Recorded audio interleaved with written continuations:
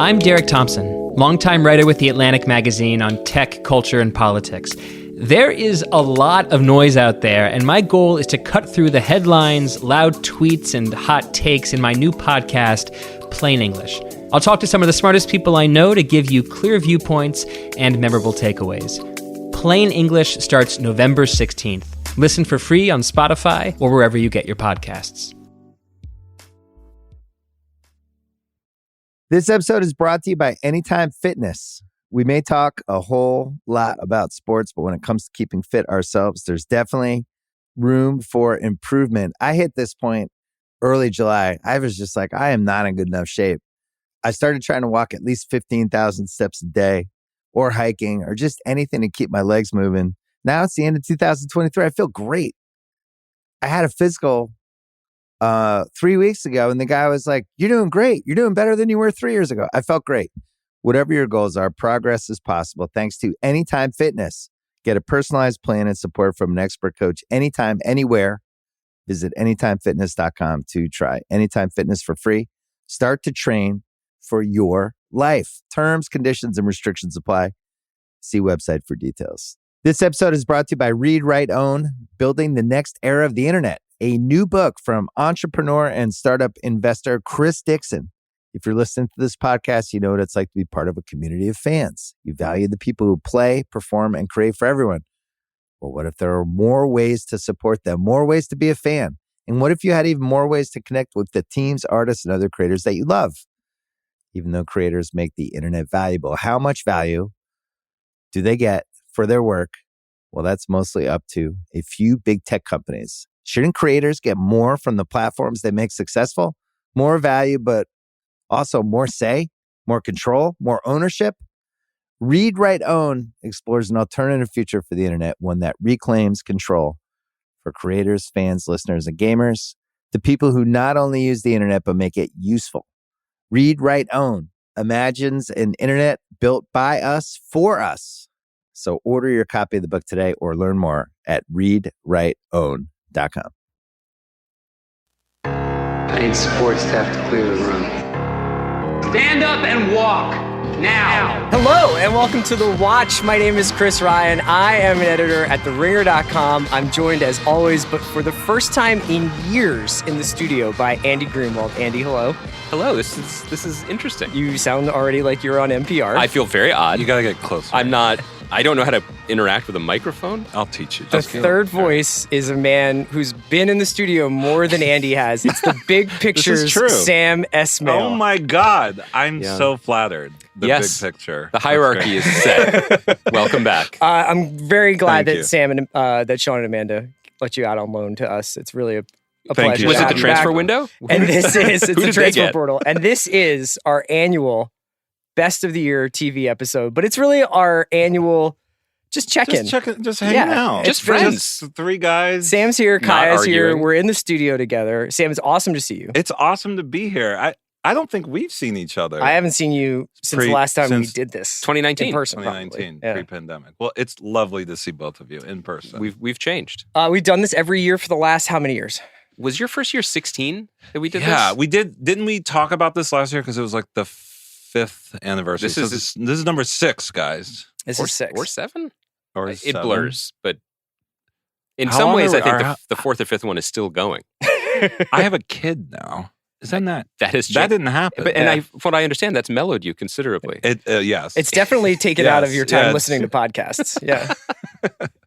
I will say this though, having a kid didn't change my TV viewing habits. Okay. I really did. We talk about this last year? I feel like we did a little. That is an bit. extremely dope thing to say to Andy. Well, because Go here's on. the thing, like Let me just take a you drink. talked a lot about Bluey, right? Yeah. So I'll do it again. I tried showing it to my daughter. I think she's too young. I think she's too young, Sam.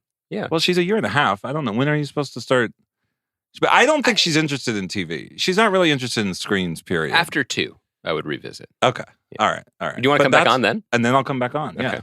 Maybe Bluey will make my top 10. Is Bluey in your top 10? Do you want to start here? Yeah. Let's. Well, we're just so everybody knows, the way we do this is we usually have a State of the Union conversation, both about Sam's feelings about television and also this podcast. And his feelings about us. Yeah. And then we do our top 10s where we start at 10, we go up to 1. Kai is also participating. We'll just Thank kind God. of throw in. And if somebody Thank says a God. show and someone else has it on their list, they'll be like, well, I have that on my list higher or whatever. And we'll address it later in the show. For what it's worth, Sam, you bring up an important point to me. Yes, I have said on this podcast, and I believe that Bluey is the best thing I've seen on television this year. I decided not to Did put you it on say my that list, in the though. episode that I wasn't on? I said a lot of things on that episode that I hope you never, ever listen to. But Bluey is not on my list, and here's why. Is it the best thing that I saw this year? Yes. But would it kind of be bullshit to be on my list since we don't really cover animated shows or children's shows? Yes. And I feel like Chris and I are veterans of, like, we worked at Spin Magazine when the #1 album of the year was Your Hard Drive because Napster was in. And I was like, all right, I'm just kind of over the gimmicks. And what honestly inspired me to take it off of my list and just talk about shows we actually talk about was seeing other critics put the January 6th hearings on their top TV Which of I the year. loved. Oh. You thought that was gimmicky. Yes. Come mean, on. It was riveting TV. I'm sure How much it was, but January we- 6th hearings did you watch? You're right. I mean, look, I was a little busy to be just sitting there and watching it, but I watched every time a clip dropped. How much did your daughter watch it? And what was her takeaway? No, I keep her out of that. She's a stuff. big Lynn Cheney fan. No, my point isn't that it's not riveting TV. If you're talking You about think it's TV bullshit. as You a think it's medium, bullshit. but Well- like we're here to talk about shows that we talk about. I not do want to events. ask him what he thinks of the cinematography on Carrie Lake's interview one shots, like where she's got like that diffusion going. The best thing we saw on TV this year was Bryce Harper's home run in the National League Championship Series. That is not on my list. You know I'm not a Phillies fan. I do, but you know I'm I'm a Mets fan. right? That's why I brought And that by up. the way, I texted you about that. Zero response. Classic Phillies Was it a fan. text or did you send it on Signal? It's and Signal. That to me disappeared? is text. I get signals. That like, to me is the I same don't. They thing. don't come up as alerts. So like weeks later, I do sometimes see an entry, and I'm like, "Oh, Sam wrote me," and then it disappears for security because God forbid anyone know that you're watching. I don't baseball. want. Yeah, I definitely do not want anyone to know A that I record. congratulated you on the Bryce Harper home run. But I do congratulate you guys on. That was I nice. did. What other nice I things thought have you that said? was To, great. say them on the record now. Yeah, before they turn into cyber dust. I don't want to say nice things. People fair. did not show up for us to say nice things. So do you want to start with the state of the watch? or Let's the talk state of about TV? it because Okay. Yeah. okay, I want to talk about this quote Mhm. that I read at the New Yorker. Inku Kang. I hope I'm saying your name right. She's a TV critic. great TV critic. She kept from By Washington the way, Post. she and shit now on she- Mr. Robot, but I still think she's a great TV Not critic. that you are keeping a file. No, of that I kind of do. thing. Yes, no, I remember. I've read every single one of your reviews about Mr. Robot. It's fine, Inku. I get it, but she's a great TV critic, and she posted her top 10, which for the most part, I think I loved everything she had on there. But she said something in the sort of what is it called? The little paragraph before the. Is that called something? The introduction. Is that no? It's not even that. It's like under the headline. Oh, blurb. The blurb. subhead. Blurb, yeah. She wrote, "The most notable series of the year reinforced the maxim that TV is a writer's medium." Okay. This is going to be contentious for Sam. I got angry. Yeah. Because TV Half is of not you a got- writer's Half medium. of you got angry. Well, no, I am a writer. Look, and I think writers are filmmakers, but that's sort of my point. TV is a filmmaker's medium. You want to know why? Because you're fucking watching it. It is a visual medium. It is not something you read. Is writing a part of TV? Absolutely. But so is many other aspects to making a television show. And so for me, it angered me, and this is something that I want to bring up with you two. Yeah. Because I've been hearing, and we're going to talk about some of the shows in where this came up. I've been hearing a lot about how TV is just, the stories you want to see. Your people. While that we're you- folding laundry. Yeah, I mean, you talked about this. It's like you said, is it basic of me to say that I just enjoy my stories every week? Yes, it is. I was That was in joking. reference to one I show. was joking a little. Yeah. You were not joking because some of the shows that I think Yeah. you guys are admiring, and some of Right. the shows that you didn't like, which is on my list that we'll Yeah. get to, break that format, and it puzzles me in a way because I think movies, and I think Sean talked about this on The Big Picture. I don't think movies are great this year. No. Is that a podcast? Oh my God! Yeah. Let me tell you something. Is it a podcast? It Yeah. is. It is a great. It's the podcast. It is the podcast, but I don't think movies are doing well. Like I don't. All right. I can't. I don't know. Do you, As an industry or an art form? as an art form, Yeah. I don't think there were any films this year and the past couple of years where I got really excited in the way that I feel about TV. TV, like, and I think you guys have Even said Tar? this. I love Tar. I'm still I love levitating Tar. from Tar. But I mean, how many other movies can you say you felt I think that if you way were about? None. a film critic and you saw like 50 movies this year, you'd probably be like, Tar is great, but like blah, blah, blah. Right. You're hitting on something that I really wanted to kind of like get into, which is essentially like my big question for us getting into this podcast was TV too good to do an episode like this about this year? It really is great. It was hard. And I think it was hard for you too, right? I would say that Yes. this is the first time we've ever done this where my 10 through 20 I would put up against my 1 through 10. Absolutely. If you told me I couldn't pick my top 10, Yes. I would be like, that's fine. And weirdly, I feel more calm and confident about this list than I have in the last few years because what are you going to do? Like, Right. there's things that aren't on my list where I'm like, I agree. they're amazing. Yeah. And my 3 to 7, I was going to cheat and say that's just all tied for number 3 because I honestly Yeah. I could juggle those and I can't. I've got a decide. top 5 tier too. Like the top It's- 5 are the top it's 5 for me. Astounding. I cannot say that about movies. Mhm. So to go back to my earlier Okay. point, TV is this great because it's not just a writer's medium. It is a filmmaker's medium. And writers are filmmakers just as much as editors are, and cinematographers and directors and costume designers. And the reason why we've had this renaissance in TV is because none of that stuff is taken for granted. That it's not just about filming the script straightforward and it's just all about the writing and that's it. It is also because TV has kind of innovated in this really interesting way in expanding on long form storytelling. I guess that's what we call it, long form story. I don't actually episodic storytelling. That's really interesting, and it to then regress and to say let's go back to the old days when we can just throw on an episode of whatever, and it doesn't matter if you saw the last episode or the next episode, just because you have your favorite characters saying their favorite punchlines. I It's agree. ridiculous. Why the fuck would we? Sorry, TV was not great back then. It really wasn't. I agree with you, but I think it's a little bit of a straw man or straw two men. Why in is this, that? Because I don't think any of us are advocating for a return to the TGIF. Well, I'm going to lineup bring on up a ABC. show. Well, here's the thing. There was a reaction to a great season of television this year that when we get to it, I don't know if we should get to it now, but when we get to it, for whatever reason, the TV critic, including you two, did not love it because it dared to break form. It dared to do something different. And the biggest complaint I kept hearing was, why aren't they just doing the same thing over I know and what over? show that is. Yeah.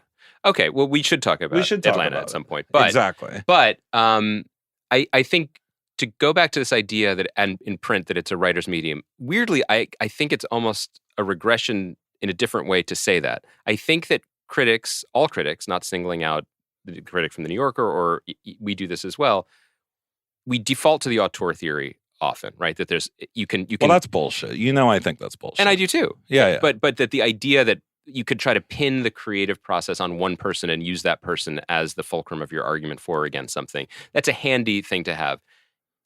You know this, and it is not your experience because you are the rare filmmaker in television who writes and directs. And there are more. Mike White, we're going to talk about today, I'm sure, as well. Sure. But traditionally, and even through this era, the writer is often the showrunner ahead of the director. The writer is the one making the decision. The writer is the one with the final cut. So I think she may very well mean that.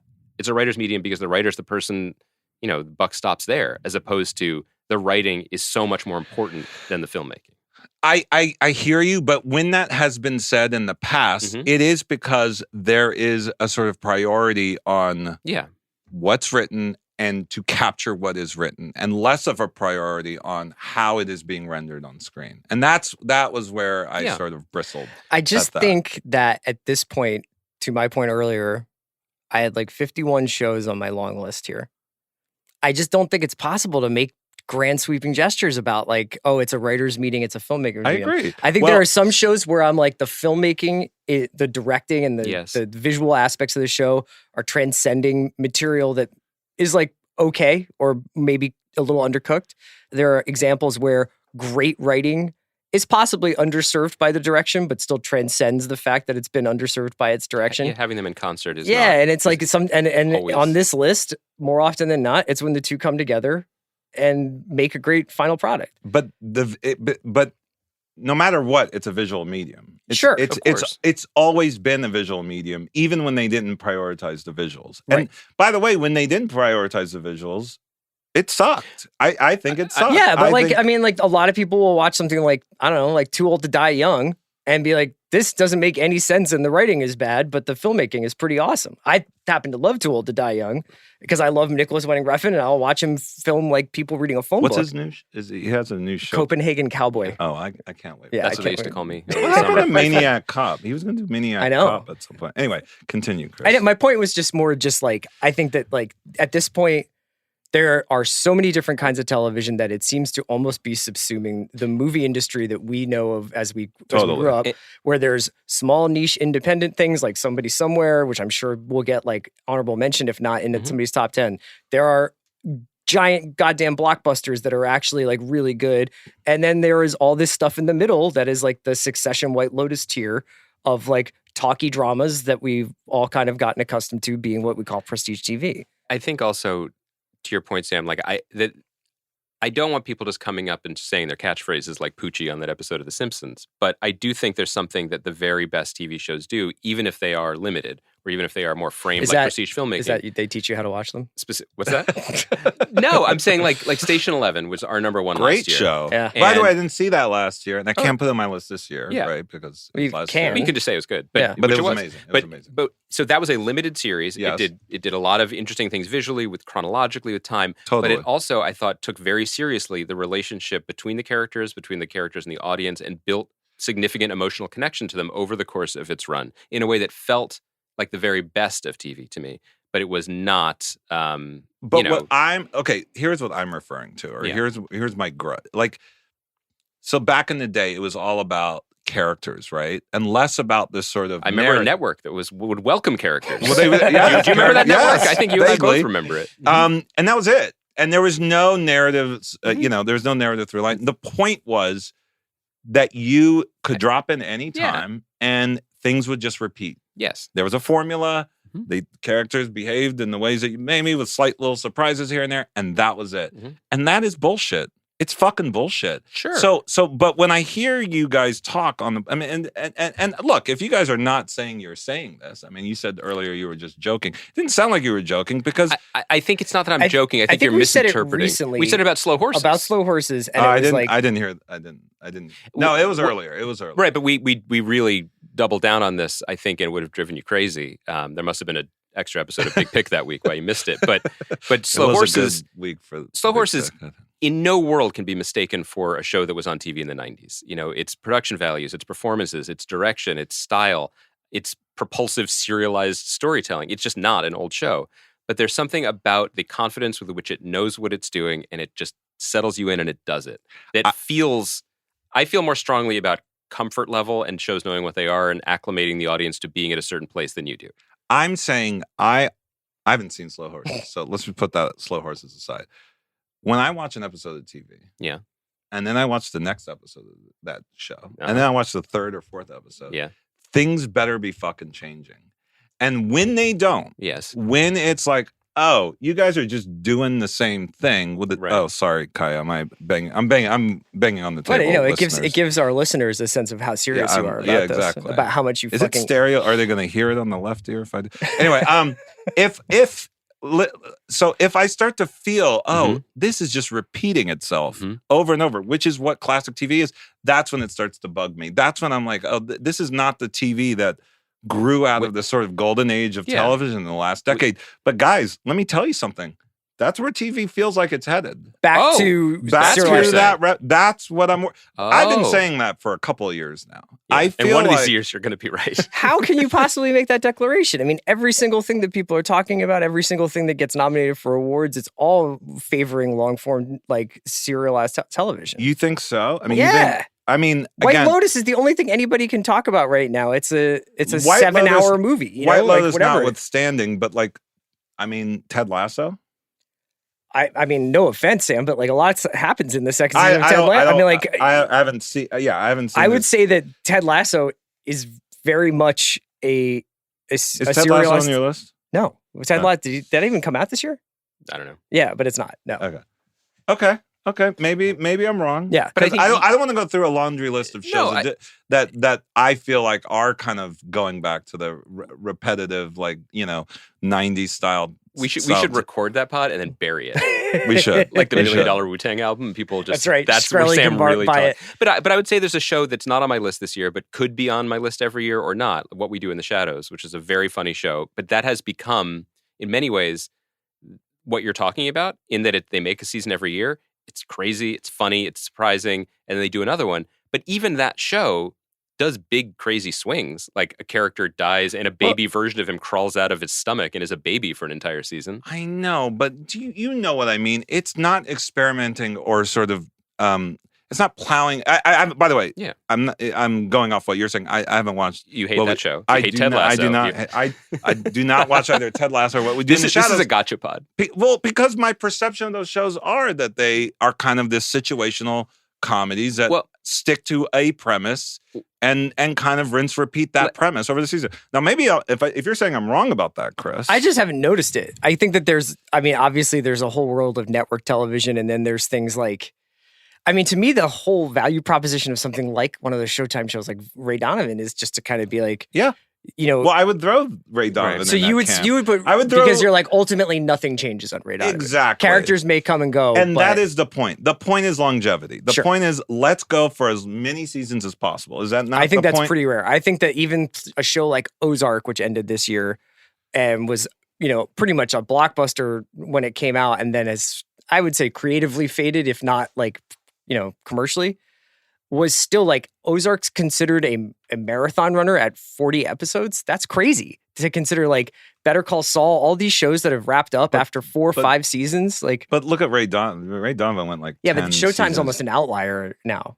I guess like Yellowstone. There's some examples of shows that are like, let's just keep trucking. But by the way, when Ted Lasso was a hit, what was like kind of like the thing about Ted Lasso? It was this sweet. is the show we need. Right? Right? Well, it was because it was sweet. Comedies are comedies, and the thing is, TV. There's always going to be Chip and Joanna rehabbing houses, and there's always going to be lowest common denominator soaps or sitcoms and things. But I think what I'd like to drill down on with this point that you're making is maybe one thing that we've said repeatedly on and off air about something like Succession, which is not relevant for. It's eligible. Didn't come out for this our list year. this year. Yeah.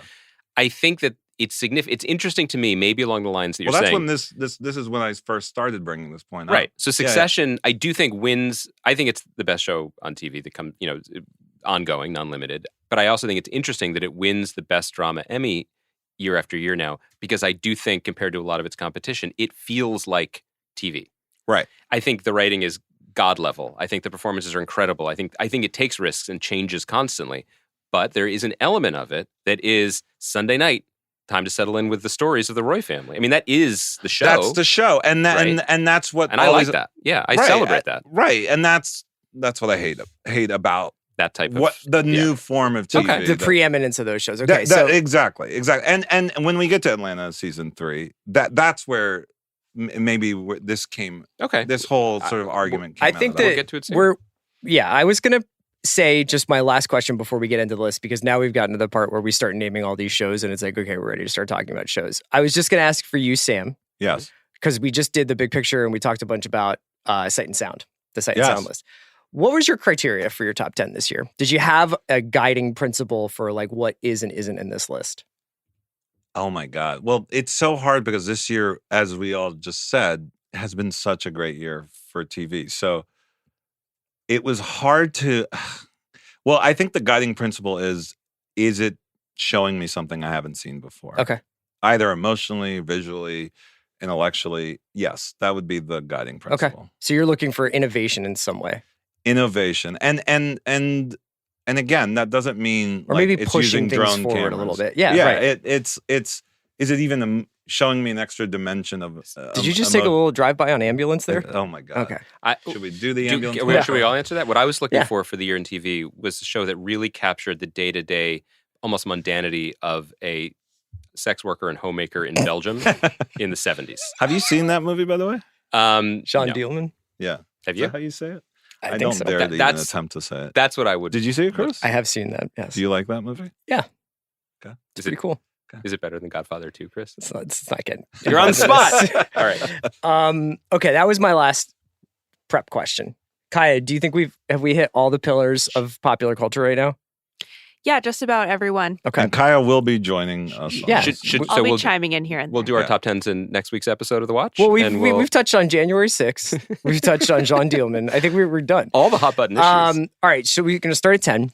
All right. Sam's our guest of honor, so he can go first. You guys, I don't think, talked about this show. Okay. The Staircase. No. Did you even watch the show? I watched the first 2 episodes. And you didn't like it? It wasn't for me, but I know a lot of people who think it was amazing. Let me just say, I did start out, I was like, oh, I love the filmmaking. And I had seen the docuseries, which is phenomenal. And I remember feeling like, I don't know why I'm just seeing a narrative version of an already great docuseries. But man, the way it grows and ends, it's so moving and kind of it goes past where the docuseries. Did you guys see the docuseries? Yeah, I did. Yeah. No. Yeah. I only watch Belgian films. Sorry. It goes past where the docuseries is, and it's the fucking performances are just out of this world. And probably one of the best true crime adaptations I've seen, because it wasn't necessarily a mystery box.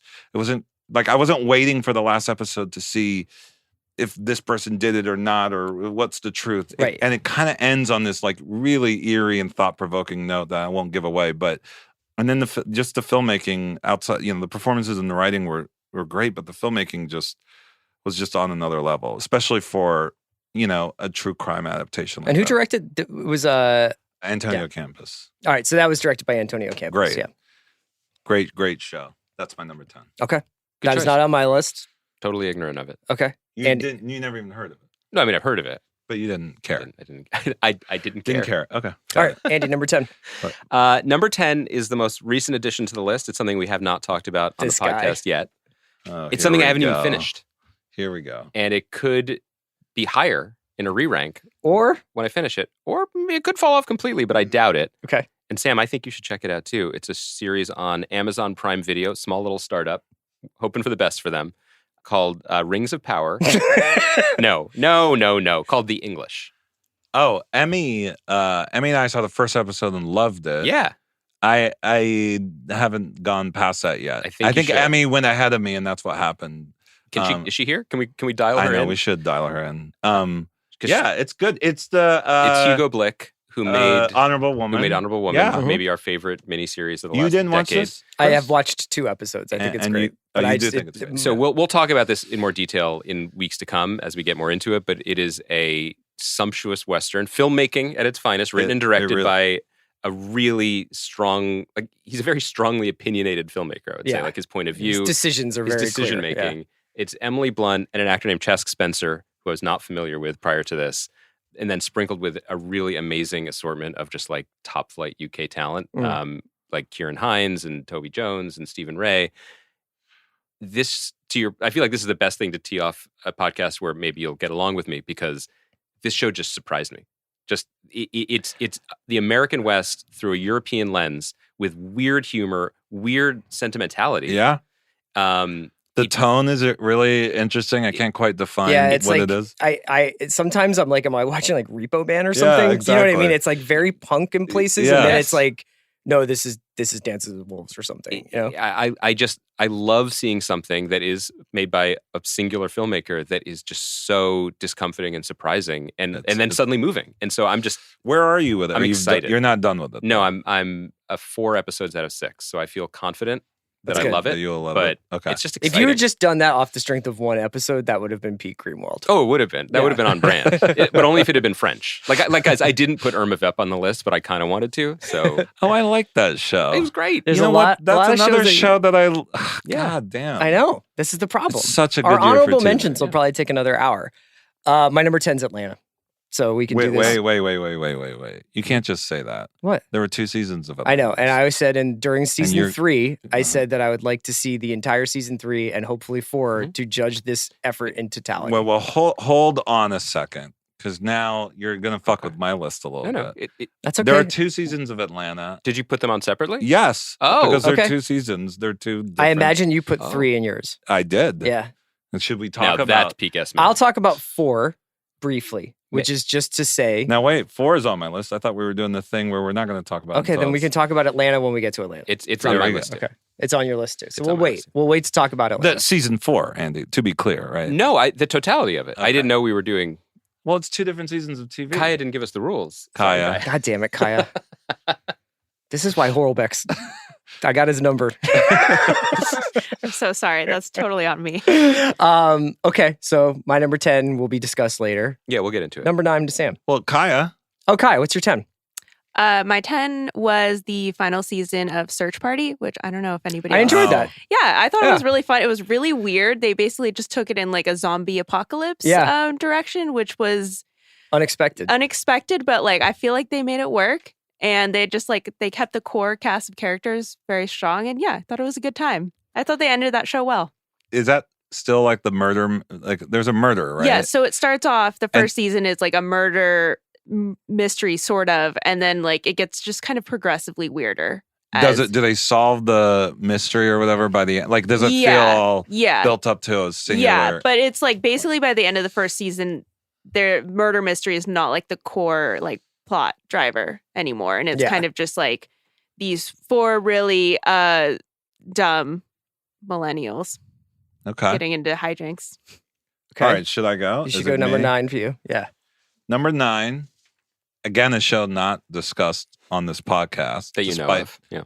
Despite that, exactly. There may have been an extra special episode of Big Picture that week. But despite the fact that it's one of the biggest shows of the year, streaming hours wise, I think it hit 2 billion.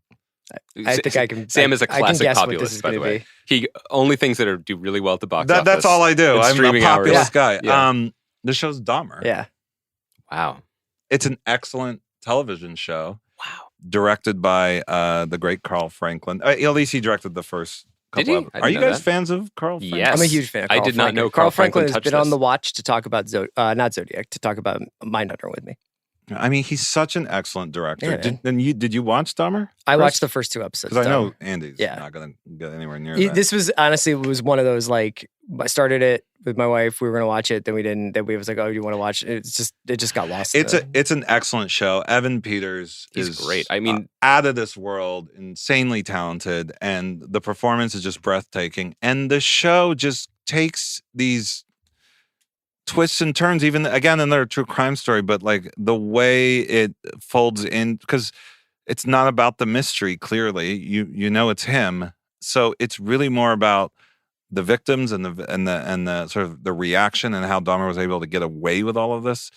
But on top of that, it's just elevated by this beautiful filmmaking by Carl Franklin. Again, not just Carl Franklin. Other great filmmakers came in after him, but he set the tone in the first 2 episodes, and I thought it's just an exquisite show. This big of a true crime guy? Not really. Top two slots. Yeah. Yeah. Well, no, the first 2 slots. The first 2 slots. First 2 slots. Yeah, right. Yeah. Your first 2 slots. Yeah, but I'm not that big into true crime. You're right, and I don't know. Again, it's not. It wasn't about the fact that it was a true story. It was just the mechanics of the storytelling were so amazing. And again, I can't say were it you enough. drawn I to think it Evan because Peters delivered one of the best performances. Were you drawn to it because of the pedigree of Franklin and Peters and all that, or was it this thing is blowing up on Netflix? I guess I'll give it a shot. That's a good question. I think I probably just gave it a shot because I didn't see it when it first came out. Okay. So it was like, wow, this is... Oh, you should check it out. A lot of people are talking about it. But not a lot of people were talking about it because you two didn't talk about it. And I don't see it in a ton of lists. I don't know, why didn't you talk about it? There's a lot of TV. But also, But this is one of the most popular I think it might have shows fallen on in the TV. House of the Dragon zone for us a little bit, but I'm not sure. But also, and you also wouldn't have watched it. I'm not proud of this, but I have a slight Ryan Murphy allergy. And so I assumed it was more lurid than what you're describing. And then you're reminding me that it's Evan Peters, whom I love and has earned our trust. And then Carl Franklin directing it. That's a different proposition. So with so much stuff, there's certain boxes you tick and I'm like, well, that's not where I'm going to allocate my time, which is not fair. But yeah, like true crime stuff, I don't have an interest in. Serial killer stuff, Mindhunter aside, or Zodiac aside, I'm not really a big fan of. But there are those shows, and there were a lot in the first half of the year that were and they were more about CEOs. Yeah, it was like the sort of ripped from the headlines. Yeah, the Wikipedia TV shows. The Wikipedia TV shows, but they were very straightforward. I mean, you called them Wikipedia shows for that reason, right? They were just kind of giving you the facts. A lot of them had very good performances that sometimes would imbue a little bit of humanity to like your Elizabeth Holmeses or whatever. Yeah, they were kind of delivered in this pragmatic way of here's what happened. Here are the details. That is not in either The Staircase or Dahmer. That is not the feeling that you have when you watch those shows. It's almost like you're watching a narrative, a fictional narrative, and it's really more about the storytelling than it is about just delivering you a set of It's facts. a good point that one vestige of TV that should be long gone by now, but I think clearly still exists in my mind, is just types or stereotypes of shows or genres. Right. It's feeding this vein, so I don't need to engage with it. We're kind of past that, right? Because even in I think there are some shows that aren't really worth naming that we didn't love that did this Wikipedia thing. But for example, like The Dropout, I thought had amazing performances and a point of view, and like that was a really interesting show. The soundtrack was good, and like Girl from Plainville. They fucking took my Wolf Parade. I was saving that, man. Yeah, I try not to use songs and then you were saving it for your Dunkirk movie. Man. Yes, exactly. How'd you? God damn it, Chris! You're like in my head. But even like Girl from Plainville, and obviously we're friends with Liz Hannah who made it, but like also brilliant performances, incredibly performances, and also like an emotional intensity, like the steering who towards played the her hard part. boyfriend in that? He was so good. We can Google She's it. Elle Fanning was great too. Jason Momoa on a break, on a break from the DCU. So that was your 9. That was my 9. Andy Greenwald. Andy, what's your 9? So we're going to circle back to it. Okay, here we go. Well, we can circle back when you get to it. Okay. My 9 was Reservation Dogs. By the way, it was Colton Ryan. Colton Ryan Played her boyfriend. He's so good. My number 9 is Reservation Dogs, which I have a feeling will be pretty high on Andy's list, so we can chat about it when it gets there. That's way high on my list. I haven't seen this season. It's very good. Can I tell you something? I also haven't seen the second season of Industry. Told you, there's just too much fucking TV. It's incredible. You're too busy watching Dahmer. I know. You're just, for the second time. You're just like watching headline news. Like, what's the latest? I know. Moscow murders. Those Tell me what Jan happened. 6 hearings, man. Just play them again and again. Just monopolized. Kaya. Number 9. Are they bringing that show back? Jan 7th? Just a quiet day on the hill. They're running out of time. That'll be 2024. My number 9 was the second season of Hacks, which another show brilliant. I didn't watch. You should check it out. out. About it. It's an honorable mention. God barely damn missed it. my list. Gene Smart, National Treasure. I feel like there was a lot of talk at the end of the first season of like, oh, well, can they do this again? Yeah, is this going to get tired? Here? And I do think, too, it is at risk of, Sam, what you were saying of like getting repetitive and just falling back on the same tropes. But it was really fun. They took it on the road and kind of just like expanded the story. And had a good time. Better than the first season? Same? I would say same. Okay. I think you're right, Kaya. I think it was like one of those things where you were like, it kind of defies belief that they can pull. I'm sure that Hannah Einbinder and like Gene Smart chatting with each other would be like incredibly pleasant for the rest of, but I do feel like they pushed the boundaries a little bit. Like the whole idea of the lawsuit and everything was really good. Well, they push it. I mean, I think that's an example of a show that we've used some of the language you're talking about, Sam, before, where I'm like, this could just run forever in Las Vegas. Great actors, great characters, great points of view, great comedy. But the people making it don't want to settle. They want to make a contemporary show, and so they take it on the road. They push the conflict. By the way, they change it up. that was even done back in. I know we for some reason we keep referencing the '90s as this like terrible year for TV, which for the most part I think it was. But that was our time. That was our time. But Seinfeld classically did not do the repetition thing. If you recall, I mean, they went to some fucking weird places every season. Very weird places. And when that was not being done back then. So, probably one of the reasons why I love that show. But I'm so angry I didn't see this. There's so many second seasons of shows that were on my list last year. This is kind of the exciting part of the list because I think our bottom 5s are like where it's like, oh yeah, I haven't seen that. Oh yeah, I got to go watch that. Can I just say something? Part of the reason why I'm not watching second seasons, and I'm curious about this, is it because you want to watch the new thing? I mean, is it almost like TV should be leaning more into limited or 1 to 2, 3, or do you think that's already happening? I think that there was a glut of shows in the spring for Emmys that made it so that the entire year got knocked out of whack. You know what I mean? I think an even disbursement of TV over the course of the year would have been like a little bit. Could anybody have watched 50 television shows this year? Probably not. The spring was nuts. But the spring made everything tweaked out. Hacks was an example of that for us. Like we did get to cover it. We did finish it in time and had the creative team on the pod again. But like it shouldn't have been there. Like it was too crowded. It was there for Emmys, which made sense. It worked for them, but it was not good for the consumer. Okay, so Kaya's 9 is Hacks. What's my... Did you do 9? I did 9 because I'm Reservation Dogs is my 9. So now we're on Sam's 8. Sam's 8. Okay. Andy Greenwald's favorite show. I can't wait. I'm sure it's high on your list, so we'll wait to talk about House of the Dragon. I love it. Right? What is it, like number 2 or something? It's actually the full top 5. Is this a bit or is HOT? No, okay. House of the Dragon. How dare you, Sam? How do you? And we're dare going you. to talk Come on, about. We do got to it. get into it Do it. because this goes. Kaya, back. turn the mics on. Here we go. Let's record this part. So you guys bitched and moaned. No, I didn't. Both of you No. bitched and moaned. I hosted an entire show that was like. Let me finish. Let me be the sin Chris. eater. Okay. I'll take this. You guys bitched and moaned. Could you say it one more time for the kids in the back? Along with a lot of other people in the TV community. People were talking. These time jumps. Here we What go. the fuck? And they're swapping out actors. No, you make it sound like we didn't wrap my head understand around it. this. No, that's not what we said. Tell me what you said. Tell me what you said. This show did something different. They didn't.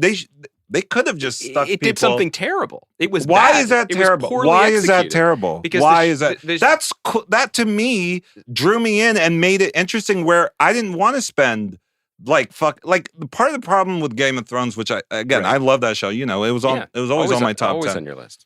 It did take a while for people to walk from place to place. it took a little bit. It was long. Sam's a busy guy. and you know, He's got a kid. I want my stories every weekend. There it is. You know what I mean? I appreciated the House of You Dragon was appreciated the like, we're efficiency not of fucking being like, around. This week we're going to kill 3 people in childbirth that weren't born last episode. You were like, this is a more efficient way to get to my savagery. I mean, on a regular schedule. I mean, look, it's not. I didn't love the show because of the time jumps. I think that was Why did you love and the also, show? particularly with filmmaking, I'm curious about, and not to I discredit know, anyone's and work on here's it, the but whole like, thing about the fucking. It's too dark and how did it look in your home theaters? It looked amazing. Yeah, it Andy. did. Thank you for asking. Fix your fucking TVs. Did you have a before Targaryen guy bitching come about in to calibrate the dark. screen just for Give me a fucking Kingsland? fucking I mean, I was so infuriated. It And was then a weird and then, choice you know, to shoot night and for then, night. Just like, let's just have it be just darkness. The show was to me beautiful to look at, but putting aside the filmmaking, I was really taken by, again, the performances, the story. I didn't know where it was going half the time. It surprised me, and for a Game of Thrones show to surprise me, especially on a prequel, I guess. Did you not see that everybody wanted the throne? Was that like? But do you wait? Do you think that to me that was not the driving force of that season? From what I understand, the driving force was that the battlefield is now the womb. Well, look, I don't watch the HBO after whatever they Me either. call it. I've just gotten that vibe. Skip those. I've been told that. I just watched the show, and I just loved the dynamic and relationships between. Now I'm forgetting the. Well, it's also hard to pin down the relationship because it's like it's often your niece and your wife. Was it Aegon 2 or Aegon 4? Yeah, right. I don't know, but I was taken on a ride. It was one of those shows where, and we'll get to this when we get to another HBO show, where every Sunday night, friends came over, we watched it, and we wanted to know what happened next. Wow. And it changed every week. And by the way, it would time jump and unexpectedly. And I thought that was interesting. I thought that was cool. I thought I picked up a lot of momentum and stability in the second half of the you season. talked about this. Where episode 5 should be episode 1. He did listen to these. God By the way, damn, what man. I'm excited about is... Why, Chris? By the way, let's talk about something else here. Kaya, turn the mics off. No, I want to talk about this because when we talk about TV criticism or just criticism in general, and as you know, I'm actually envious of you two. I wanted to. We be don't a have critic. home theaters, so it worked out. But let me just say this.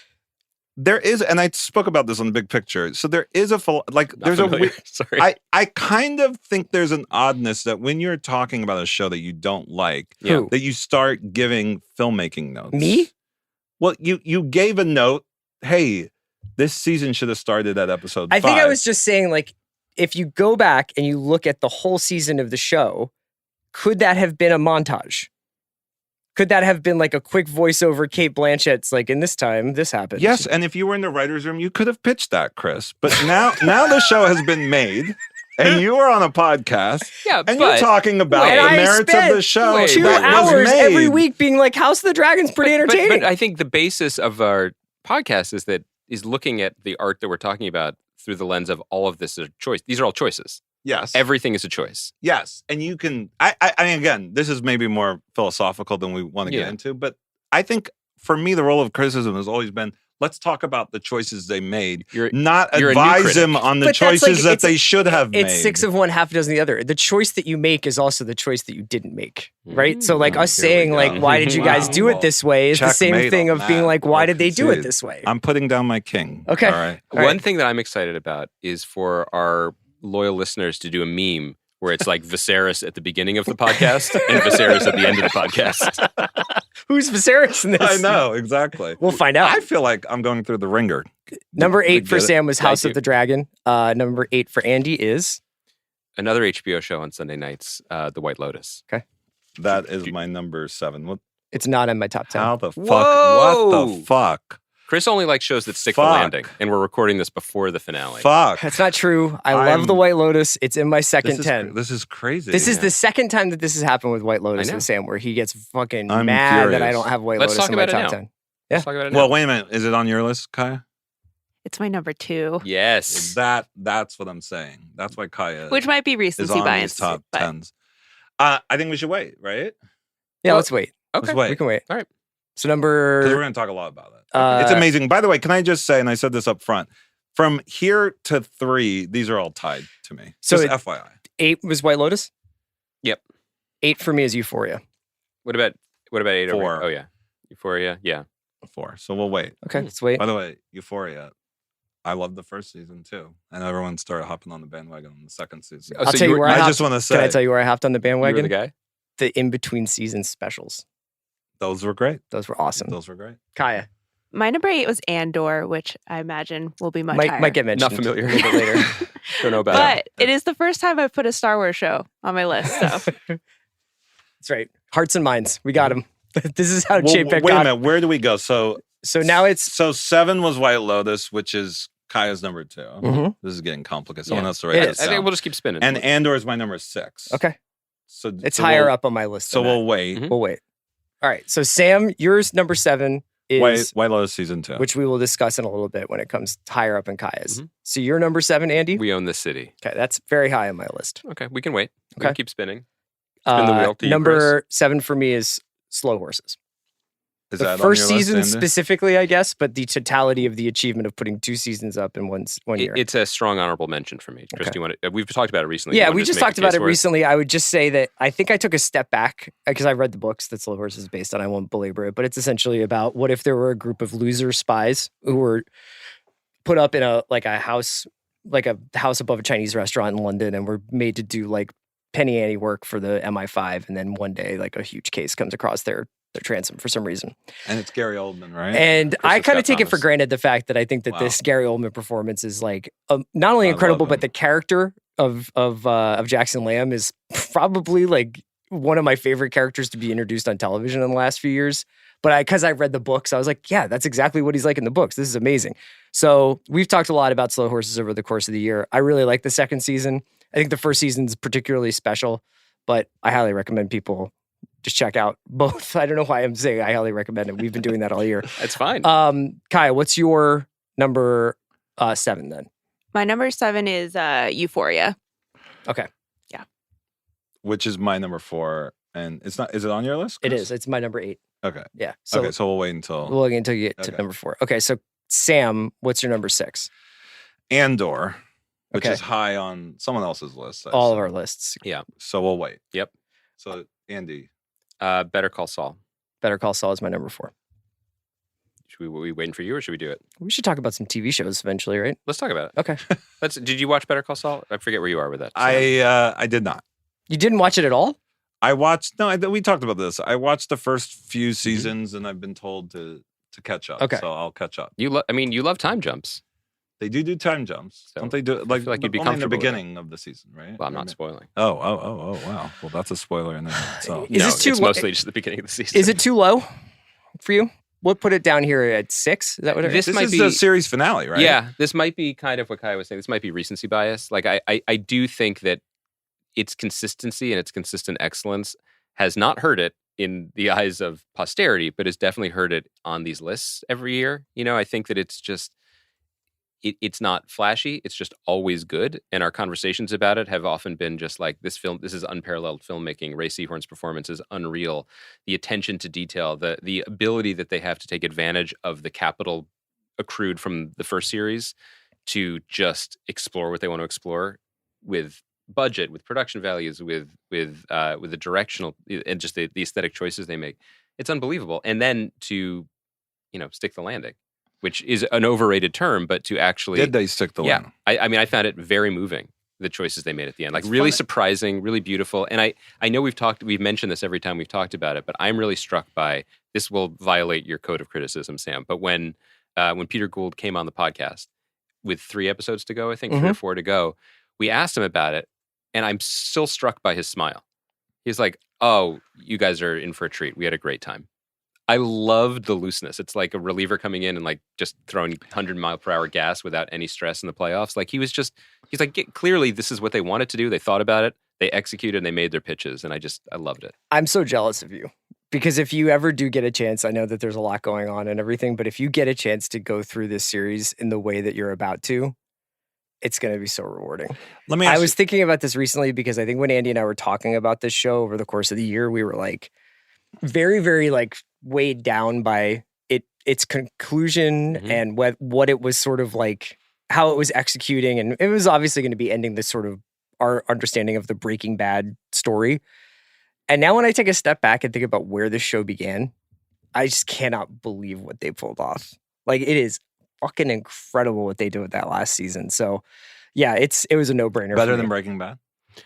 Different. I don't believe that. I mean, I don't believe in that argument. You can't compare it, you're saying? Yeah. Okay. I mean, because it couldn't exist without it, not just because of the characters, but I think that I've actually heard you could watch it. Oh, you could. I just mean they couldn't have made that show. I see. Not just because the characters are related, but like the confidence to do risky, groundbreaking things, like essentially have 2 shows for the bulk of the run. There's an argument to be, I mean, you could say to somebody if they were like, "Oh, I've watched the first couple of seasons," like where you are, it's about to turn into Breaking Bad, basically. Right. That's exactly. So okay, so let's reset where we are here. So that was my number 6, Better Call Saul. Okay. I think going to you, Chris. Yeah, my number 6 is Industry.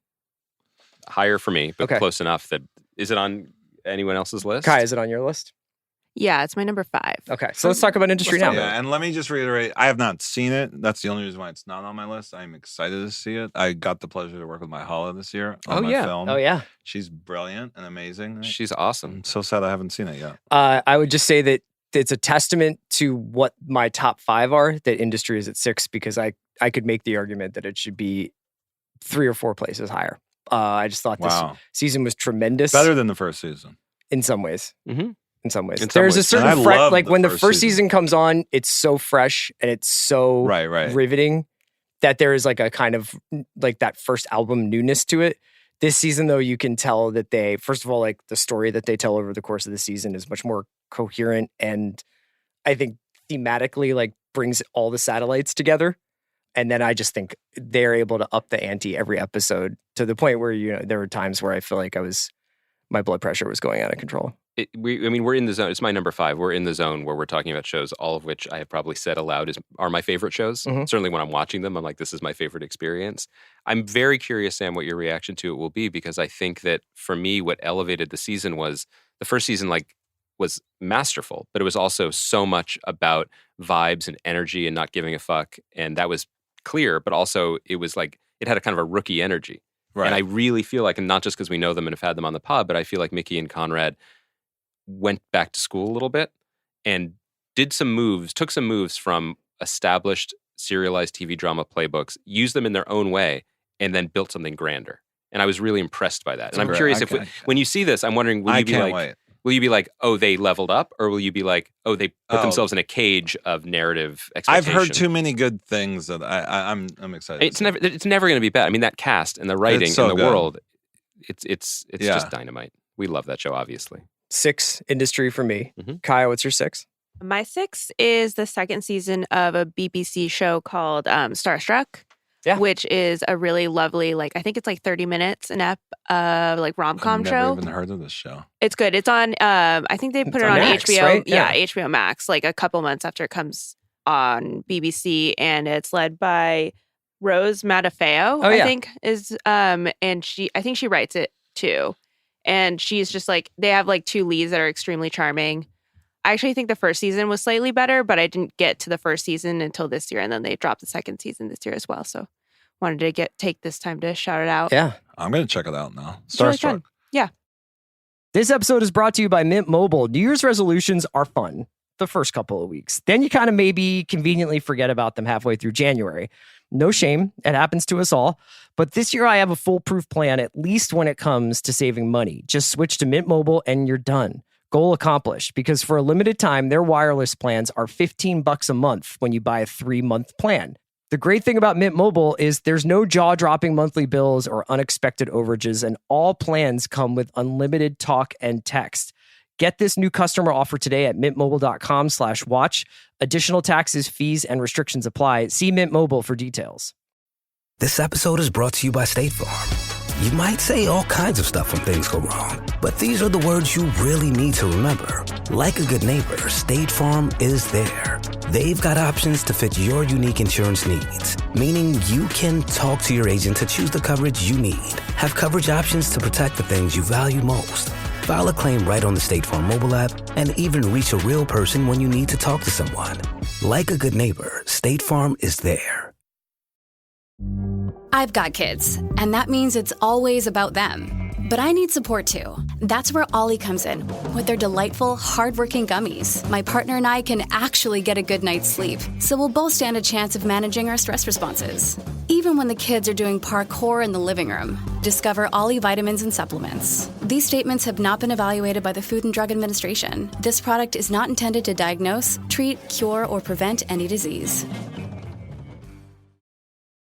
Atlassian software like Jira, Confluence, and Trello help power global collaboration for all teams, so they can accomplish everything that's impossible alone. Because individually we're great, but together we're so much better. That's why millions of teams around the world, including 75% of the Fortune 500, trust Atlassian software. Learn how to unleash the potential of your team at Atlassian.com. That's Atlassian.com. Atlassian. Okay, so why don't we just, for a second, for everybody's benefit, I'm going to say my 10 through 5. 10, Atlanta. 9, Reservation Dogs. 8, Euphoria. 7, Slow Horses. 6, Industry. Sam? Staircase at number 10, Dahmer. Number 9. 8, House of the Dragon. 7, White Lotus Season 2. 6, Andor. Okay. Andy?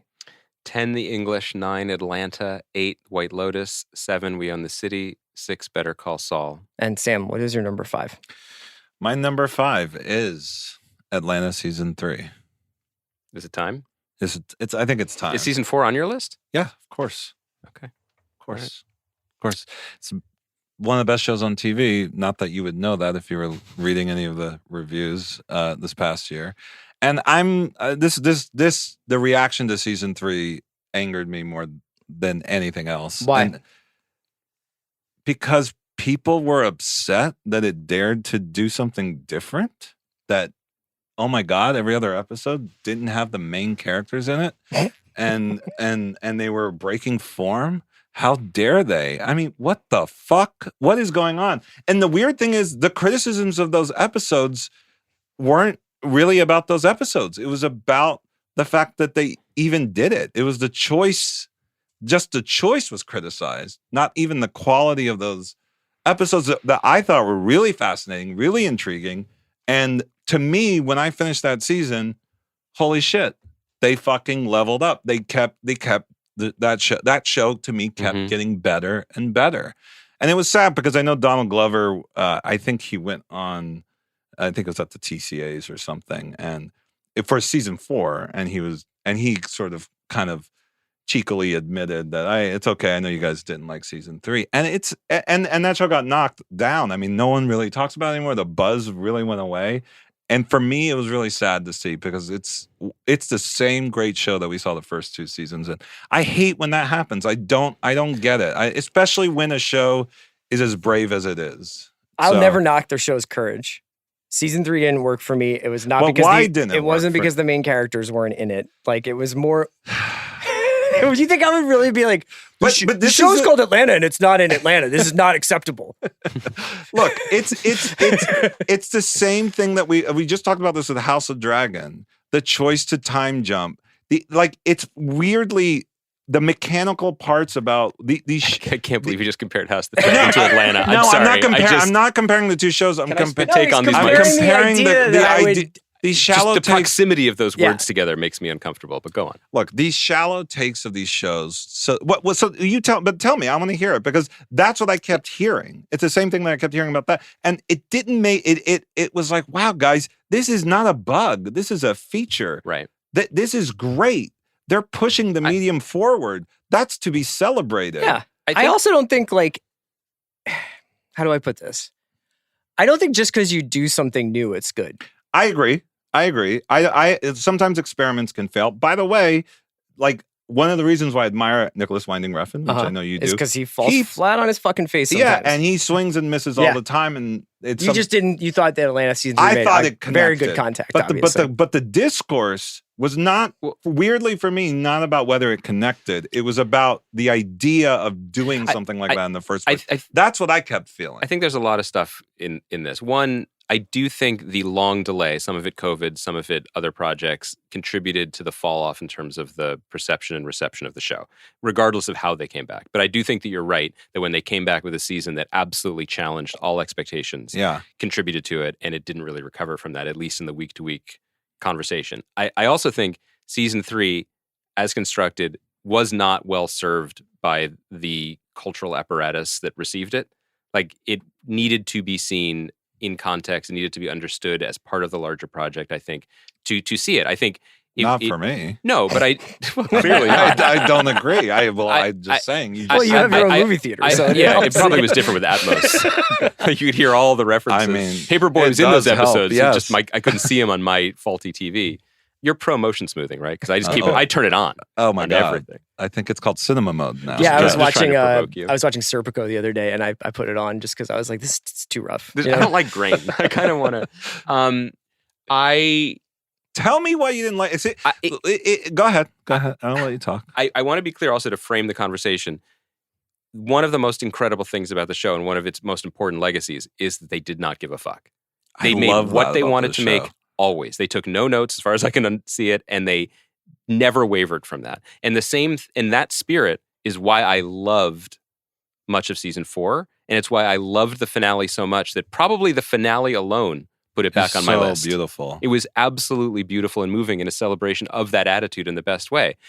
I think that the complicated factor of it maybe also touches on the relationship to TV that you have a spiky, you waver on. Yeah. Which is, it's just there's an intimacy to the medium, and I think that people do like to be comfortable with TV. I'm not saying they should be. No, I know, and that's what sucks. And so that's what's sad about this, is that you want comfort. Well, I didn't fucking watch TikTok. Whatever. I didn't think go. Season 3 of Atlanta, I thought had batted about 500.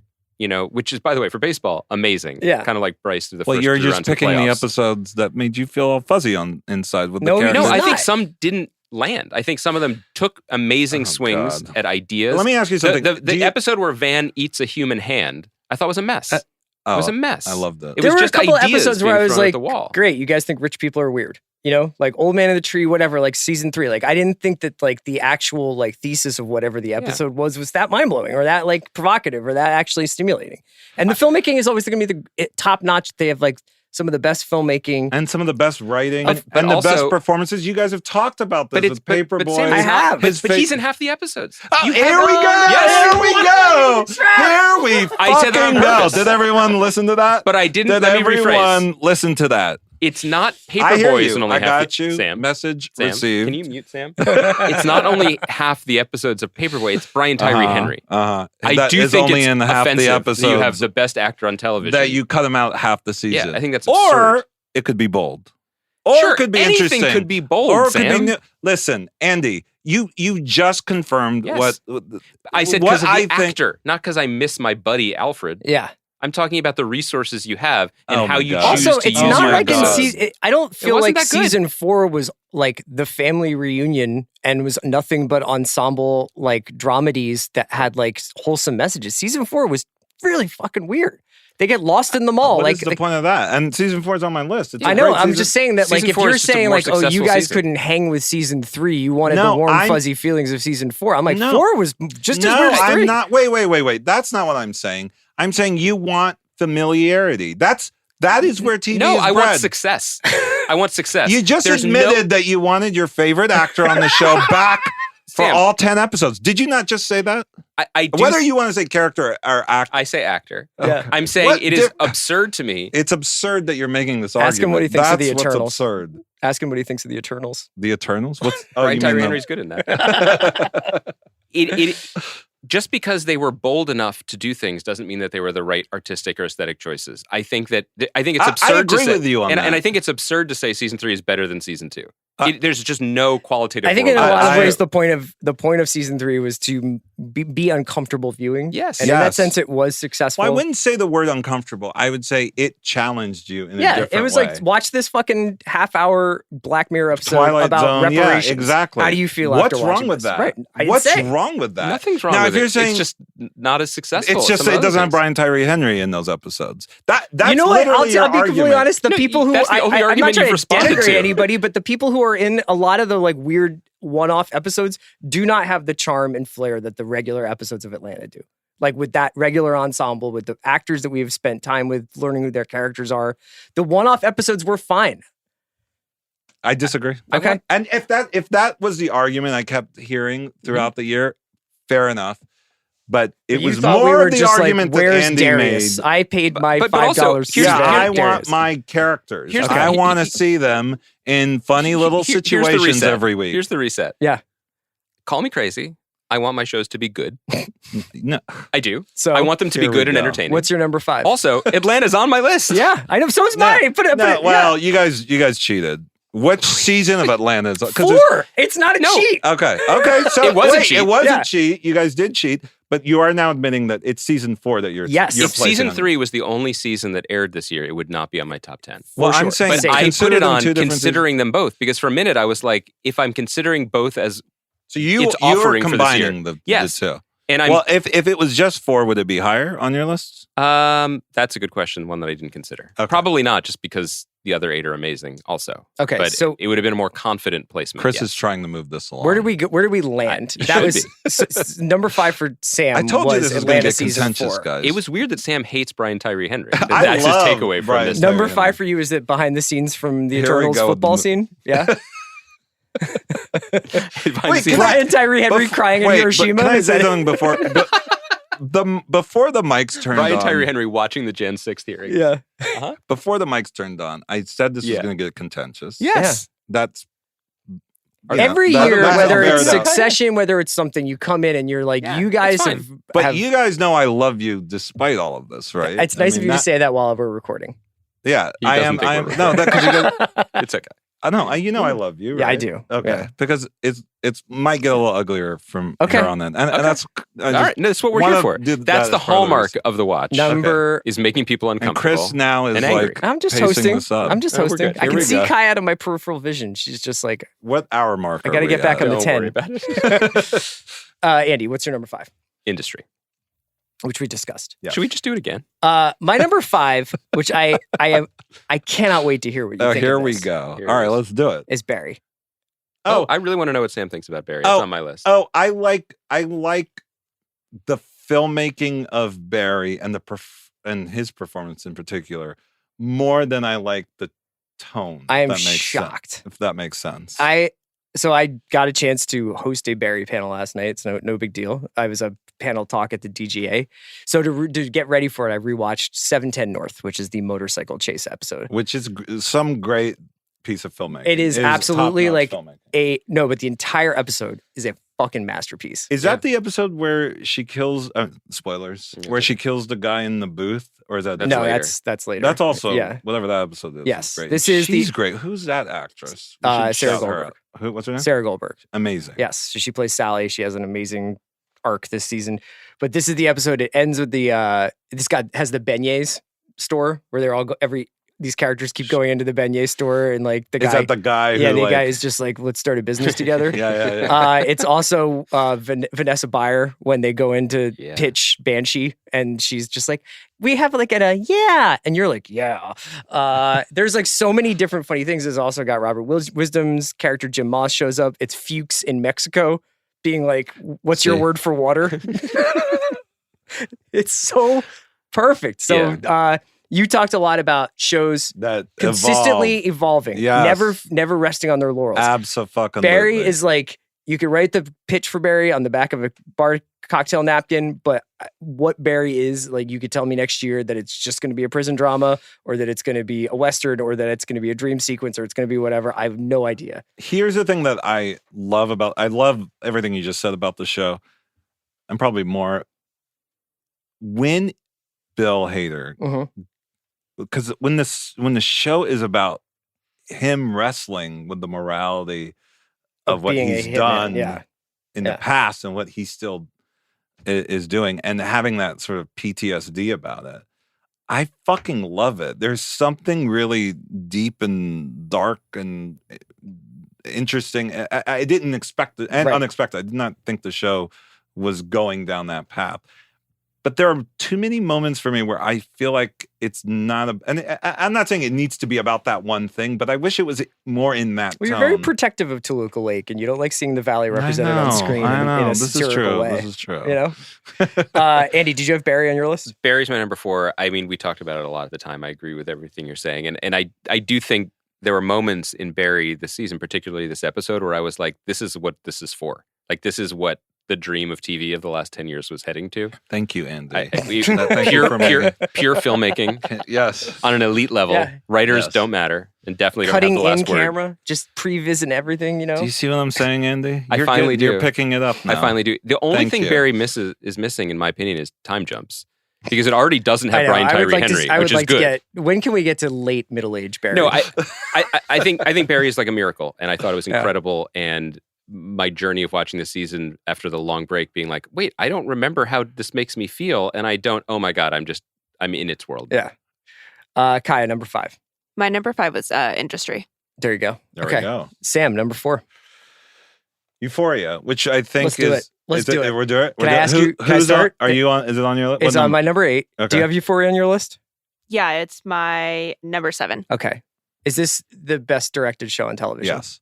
It might be the best directed show on TV and film. This is the best directing. This is best directed. Say why. I mean, the guy just knows how to move the camera, where to put the camera. Sometimes he doesn't move the camera. I mean, we talked about the Christmas specials off mic, but those were not a lot. Those are just a lot. The Zendaya episode is just a two-hander. Yeah. So it's not just about, when I say he's a great director and probably the best director on TV, it's not just about what he does with the camera, but the performances he gets, not just from Zendaya, but from Jacob Elordi and Sydney Sweeney. And honestly, the whole cast. What's the actor that plays the drug dealer? He's fucking amazing. And the writing that he gives them to perform off of, it's all around just one of the most brilliant execution of a singular vision, and that's why I think it's the best directing. Now, does he do innovative things and pushes the medium forward in terms of how the camera can tell a story? Absolutely.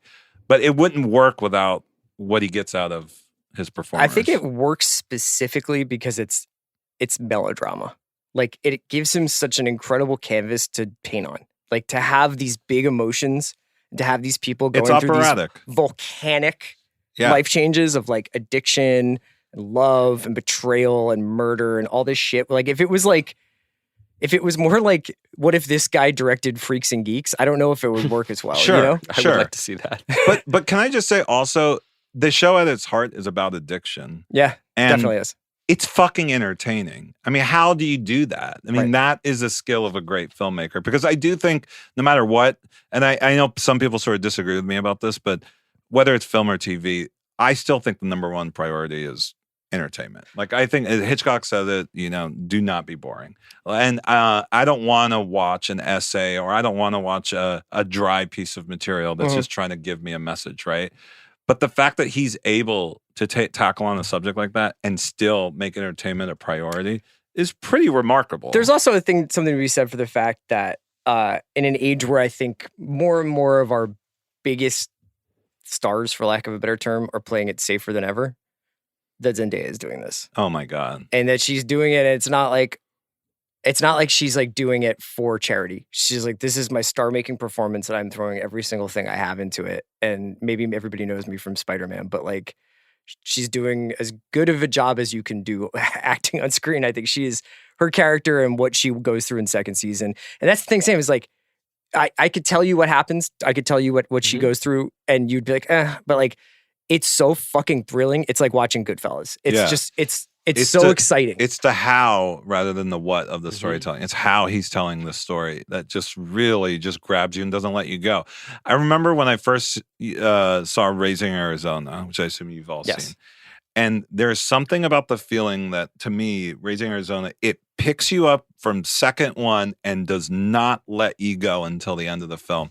And that show does that week to week for 2 seasons now. I mean, that's incredible. That's pretty much a fucking magic trick. And if you ask I don't me, know how I'm sure he can sustain it. I don't know when the show is coming back. It's massively popular.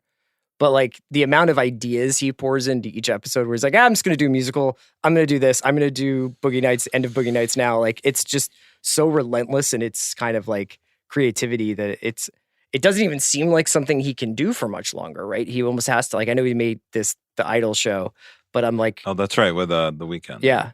Kaya, what did you think about Euphoria season 2? Yeah, I mean, not much to add from what you guys have already said. I mean, it was really one of the only event shows of the year too, which is like kind of amazing for a show about like high school students, because it has honestly a massive appeal, like where it's like Gen Z, like they fucking love this show. Like TikTok loves this show. Right. And like it has influenced like makeup, fashion. Like if you go on TikTok and are like Euphoria makeup, it's like millions of videos, you know? And then also, of course, just like doing like Hunter Schafer eyes and stuff. Yeah. And I mean, aside from like Zendaya, it's like Sydney Sweeney is giving an amazing performance. The drug dealer Fez is played by Angus Cloud, who it seems so like good. He's just playing himself because when he does interviews, he's just Fez. And then like Alexa Demie, Maud Apatow, like oh my God. Also, the like idea of like putting on like a 3-episode arc about like a high school play, and it's like really fun to watch and good, is like, it was just really, really good. And your excuse, Andy? It's increasingly irrelevant because this has been my favorite part of the podcast. You guys making a very compelling case for me to watch something that I have foolishly avoided. Why? Just. Well, my original. Can I interrupt 1 second? Yeah. So, because when I ask a lot of people, especially with kids, why haven't you? I don't want to see. That was my bit. That was my first. I have a kid now, so you can't make that excuse. I have a daughter. Do you watch it with her? I will. Yeah. In time. No, she was interested. She turns 2. Bang. Yeah, man. Let's do it. Let's start. That's Molly. What you should do is Bluephoria, which combines the Australian wit and sweetness of Bluey with the hardcore shenanigans. No, it was one of those things. I believe it premiered in 2019 when I was, and I put it on my best of the decade list. If you recall, off that one season. I was just in production and was like, I don't need to get to it because maybe it won't be a hit. And then it was a hit. And then also I was like, the subject matter doesn't really feel good right now. There's no excuse. The answer is there's no excuse. It is important enough culturally that one should be familiar with it, even if only for the filmmaking and the performances. I got nothing. Okay. That was my number. Wait, so where are we now? You did number 4. That was Euphoria, right? That was 4, yeah. Andy, what's your number 4? Barry. Okay. Kaya. So my number 4 is Better Call Saul. Kaya, what's your number 4?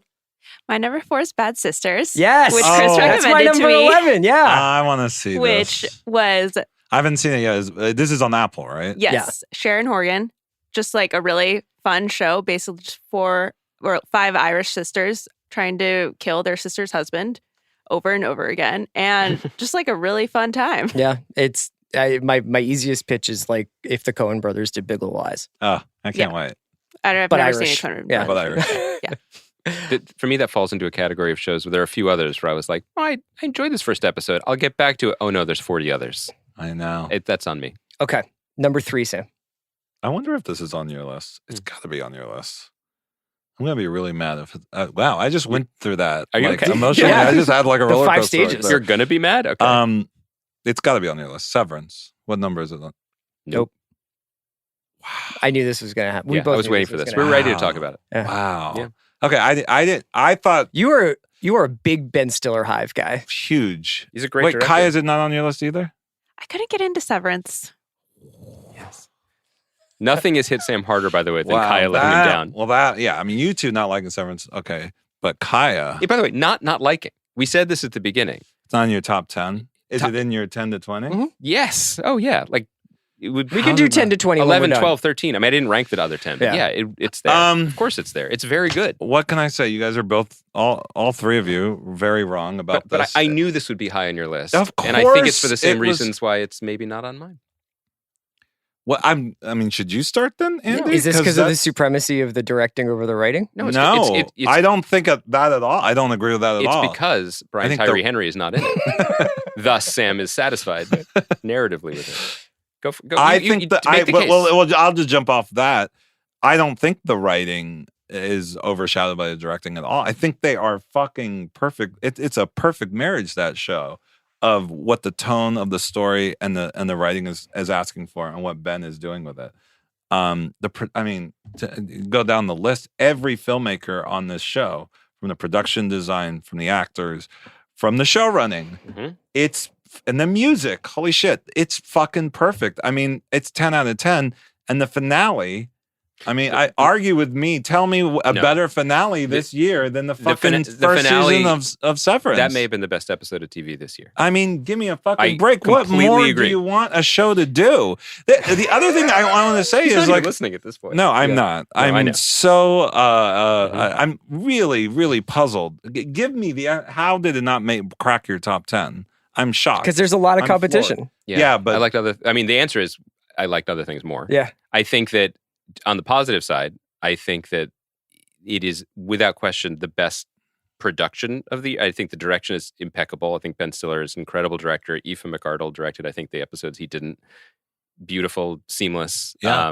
Production design, best of the year. Absolutely. I continue to admire not just the show as an opportunity for friend of the pod, Adam Scott, to do some of the best work of his career, but also Britt Lauer, Zach Cherry, Tremel Tillman, like star-making performances from them. I couldn't shake the feeling, ultimately, that for me, the technical excellence outstripped the emotional aspect of the show. It's not bad. It's my 11 or 12. I can't wait to see where they go from here. But that was the distinguishing thing for me. I watched it, and at the end of the finale aside, the finale is exceptional. I mean, I was about to bring up the finale. The finale is How incredible. are you not emotionally I was. grabbed? Up to that point, though, I was watching it with deep admiration and respect, but not much more than that. It was my reaction to it was chilly. The show isn't necessarily chilly. People, are in love with it. Well, I won't argue that the show, but you love Tar. I love Tar. Well, it doesn't get colder than that. Yeah, but There's a lot of heat in Tar. Tar's real. What the fuck does that mean? You know what it The means. fuck? No, I don't know what the fuck. Tar's about. You know Lydia Tar's not a real person. No, right? First of all, Tar is how about dare you. real life. To me, she is. Tar's about the real world. Like, I think he was reacting to the fact that thing had like the world coursing through its veins. This is like fucking what? Who I- cares? Who cares I if am- it's a stylized show? No, What? We like the show, Sam. This You is gotta not a ratchet fair it down. rhetorical device gotta to be ratchet it like down. you can't. No, I'm asking you. You said it's too cold for you, and I know that you love the movie. No, Tar, my which reaction. I didn't say the show. I was specifically saying that it Your left rea- me cold. I don't think the show was overly I cold. see. Yeah, I got do it. think Man, that at that's- times the show felt more interested, at least in terms of the first season. Again, we'll see. We can only judge with what we have in front of us. Like at the end of the hallway is baby goats. Okay, that's really cool visual. I feel often that the show is addicted, at least in the first season, not addicted, trends sometimes towards the cool reveal, the cool gotcha, the cool twist. You feel it's gimmicky. It's mystery boxing. Gimmicky is wrong because I love the show and it was a Mystery beautiful box. visual. What it is? Well, so like, is oh, White what- Lotus. That's on your list. No, it's not. Is White Lotus not on your list? It's also Oh, I my keep- I least. keep- The thing I'm least interested in is like pre-solving what happens in it. But I don't think Severance to me was about. I wasn't. Like to me, the thing that I was compelled by with that show is not like. But this is a game of inches. Like to be clear, That's what I'm saying. this is unquestionably one of the 13 best shows of the year, and at a certain point, it is pick'em. And I felt more strongly about things like your beloved Atlanta than I did. I liked Atlanta more than Severance. Well, and I have that higher than Severance, but that was tough for me. For me. I'm sorry. It was, thank you, Chris. I hope you come back. I appreciate it. Number 3 for Andy. Number 3 is The Bear. My number 3 is The Bear. Jeremy Allen White. Is this on your list? He's one of my. Is this on your list? It's clearly not. Look at his face. It is not in my top 10. Because you can get your fucking parking validated Here we if this go. isn't on your list. Jeremy Allen White delivers a great performance in this show. By the way, Jeremy Allen White, who when I would watch Shameless, be like, oh, he's really good. And then on your show, on Homecoming, is when I was like, wait, great. he's incredible? It's like, what's this kid doing? That performance on Homecoming was And the door performance to this on The for me. Bear is fucking next level. Yeah. And I'm very happy for him. Is it on your list, Kaya? Is The Bear on your list? The Bear's my number 1. Yeah! Yes, Kaya. That's our producer. What number is it on your list? Number 3 and number 3. Number 3, okay. Please talk. I mean, I don't know if anything. I love this is very the Watch podcast, but like I love the story of this show as much as I love the show. I think it's a near perfect season of television that brought me enormous joy and surprise and exhilaration. It did a TV thing, which I think even you'll sign up for, which is going into that show. I didn't really know who Ayo Edebiri was. You know, I loved Eben Moss-Bachrach. In the small pieces I've seen him, I didn't know he was capable of this. By the end of this show, I'm like, I would take a bullet for any of these people. Yeah. I love them. They are these characters. It's alive. And, you know, I'm already in the tank for food shows anyway, but like the ability to do something that has been said to many people, including me, that's not a world that is interesting. That's not a world that can sell or translate. And they nailed it. And when I say the story behind the show, that like, you know, it was cheap. Okay, we'll give it a shot. FX didn't even seem to know what they had. And it actually worked. People talk a lot about how hard it is to break through or to get people to notice new things. To feel that organically happen with a show that it hasn't happened in a long time. No, it had too. 1/200th of the budget of Rings of Power or whatever, and it's just people were talking about it and loving it and watching and rewatching it. And it's just the thing that TV does. It, like you said, it mints, maybe not stars. Like it's like, but it made all of a sudden like. One week you have no idea who Eben Moss-Bachrach is, and next week you're doing Cousin Richie jokes at your party. It just felt great. It's such a positive. Everything about it is a positive for me. I loved it, and it's weird that Sam hates it. Hates it, and it's like honestly, it's fucked up that you did that to Jeremy. Jeremy did not listen to these guys. All right, who's next? Kaya, what's your number 3? My number 3 is The Dropout. Yeah. Anybody else? I didn't make my really list. good. It's on my long list. It's really fucking Amanda good. makes my list. Yeah. Oh my god, And the soundtrack. She's unbelievable on Yeah. that show. Yeah. Kaya, why did you like it? I thought out of all She's been waiting for Wolf Parade to be used. Yes. God damn it. Such I a thought great out song. of all of the quote unquote Wikipedia shows, this was just like by far the best. And I think I tried almost all of them. Did you try the Uber one? I tried the Uber one. It was not good. I tried the WeWork one. It was slightly better. I think Girl from Plainview would probably come in at second on that list for me. But yeah, this one was just This like, is the okay, best, this though. is like how you do this. Oh, and then also the Anna Delvey one, which was far, far on the bottom. This is the show where it was like, okay, this is how you do this. This is how you make these like ripped from the headline shows and like actually make it good. And I don't know how much of that is due to Amanda Seyfried's performance, which was so good that Jennifer Lawrence was like, you know what, I'm never just not gonna mind. do I'm this. good. I'm not going to make a movie. Yeah. But it had a lot of like, I think it didn't sympathize with this like awful person so much, but it did like show like this is their character and this is what drove them to do it without being like, you should feel bad for them that now they got in trouble because they did shitty things. One of the great what ifs, you know, is this show was put together and packaged with Kate McKinnon as the star. Mm-hmm. That's yeah. right. And Liz Merriweather was, you know, she and Liz Hannah were both involved in the show. Liz Merriweather was kind of show running it, and it seemed like it was going to be pitched as a broader comedy. Not that Kate McKinnon can't do whatever she wants. She's amazing. But it's almost impossible to imagine the show going in that direction because Seyfried's performance was so titanic and so specific. Mm-hmm. I really, I don't know. I mean, it's just interesting. I watched the whole show on a flight. Like I just found it really compelling. It was really, really Eben good. Moss-Bachrach in that too. It was good. What was he in that? He plays was the reporter. Yeah. Oh, okay. Yeah. Okay. Top twos. I only watch Christopher Nolan movies on flights. I did The Bear for my number 3. So number 2, Sam. My number 2. Wow, we're here. Let's talk about Andy Greenwald. Atlanta season 4. I believe we're back on this. I believe I feel like we left this. I believe Brian was in every episode. I think. No, he was not. He was not in the camping episode. Yeah, he must have hated that one. It was torture. Torture. I can't believe you liked the season. It was so squishy and sentimental. I don't dislike. I don't think it was that. What the fuck? Why do you think I don't like sentimentality? Oh, okay. I like to be. I like warmth. My television. Good. It's one of the best shows on TV. One of the best shows ever. It might be. It has a great argument after the 4-season run it had, including season 3. It's probably one of the best shows in my top 10 of best shows of all time. It's probably one of the best comedies of all time. It's just remarkable, and the way it ended was so sublime. I still remember that last moment pushing in on Lakeith Stanfield. Yeah, it's just it's a note perfect, pitch perfect show, and it's dialed in, and they knew exactly what the world was. They knew exactly what the tone was. By the way, that tone is not easy to pull off. That weird kind of in between surreality and but still being incredibly comedic and broad even at times.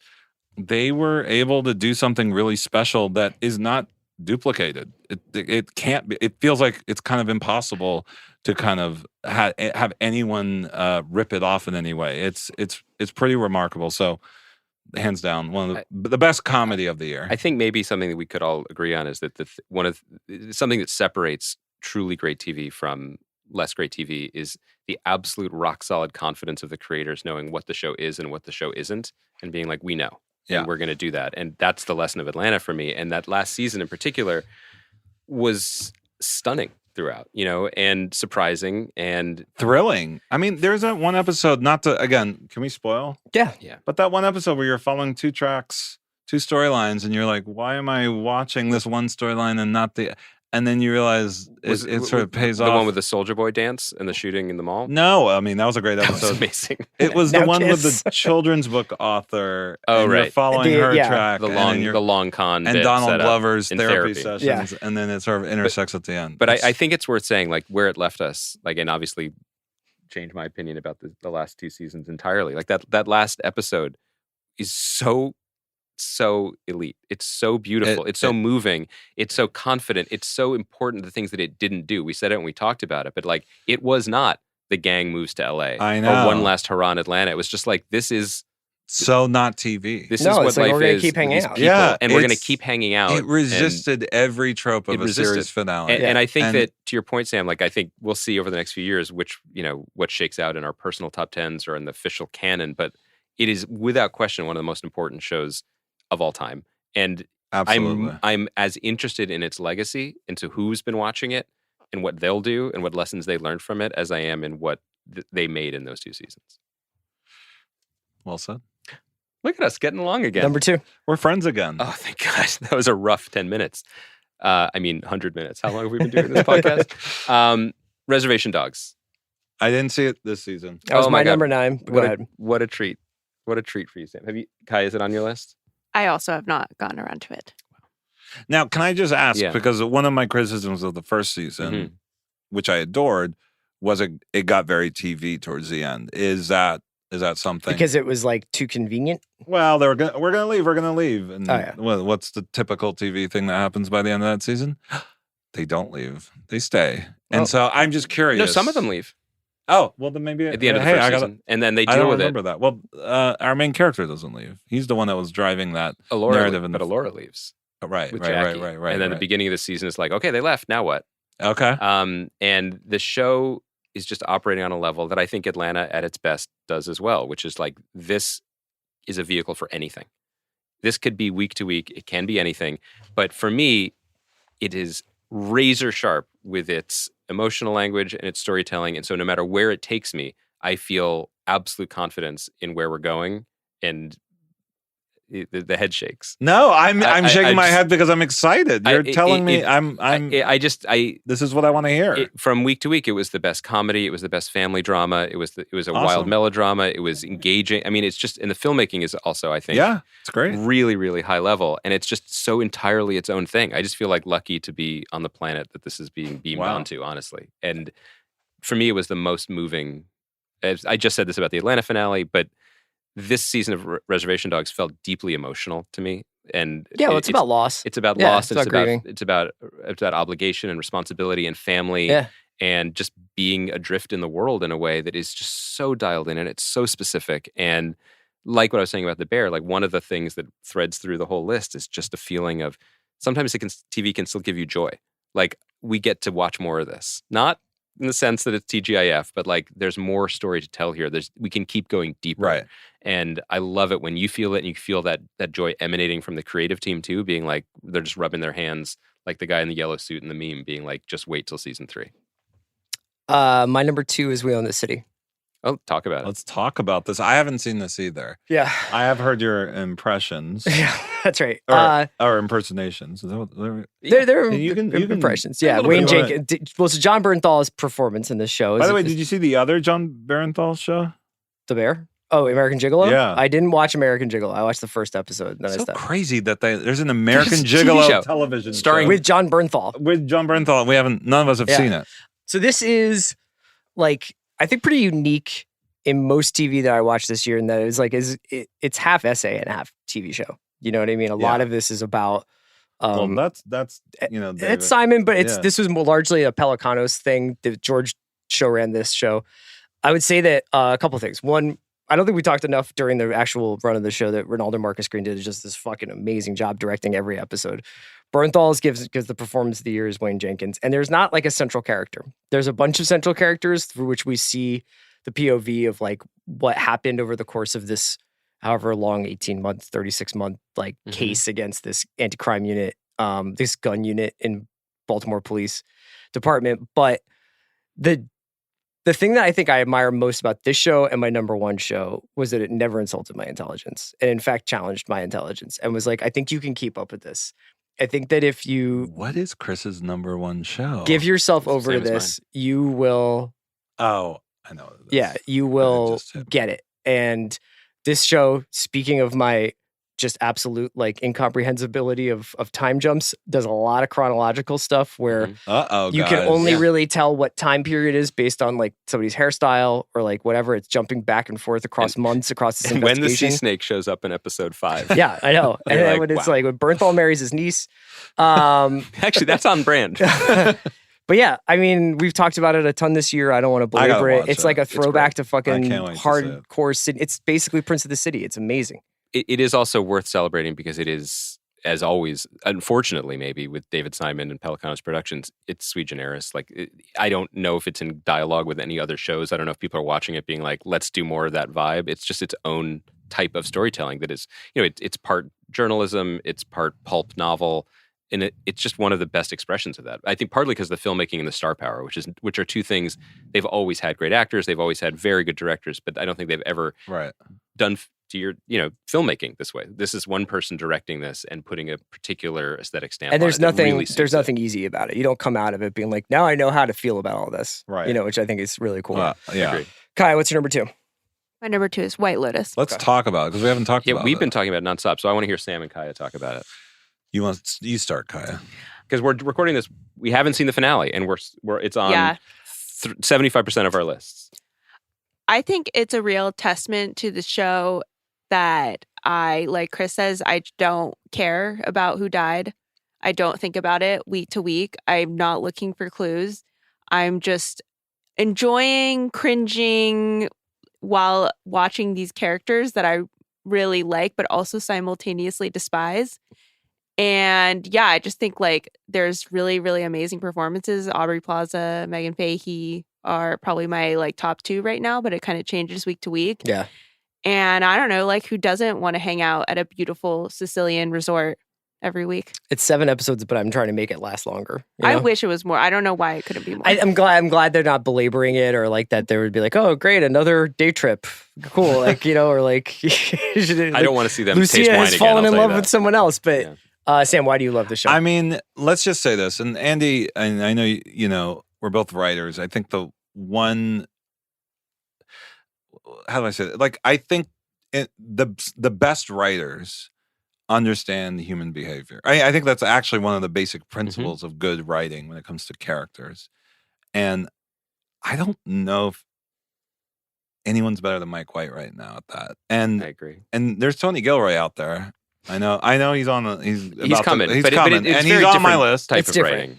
But holy fucking shit, man! Mike White does not spare 1 second to tell you who these people are. Not one line, not one moment, not one facial reaction. He is constantly mining and challenging and putting characters in awkward situations, pushing them on the edges and boundaries of where they are, not afraid to go there with them. And they're all incredibly different. The way you talked about Jennifer Coolidge, I loved. I'm complimenting you.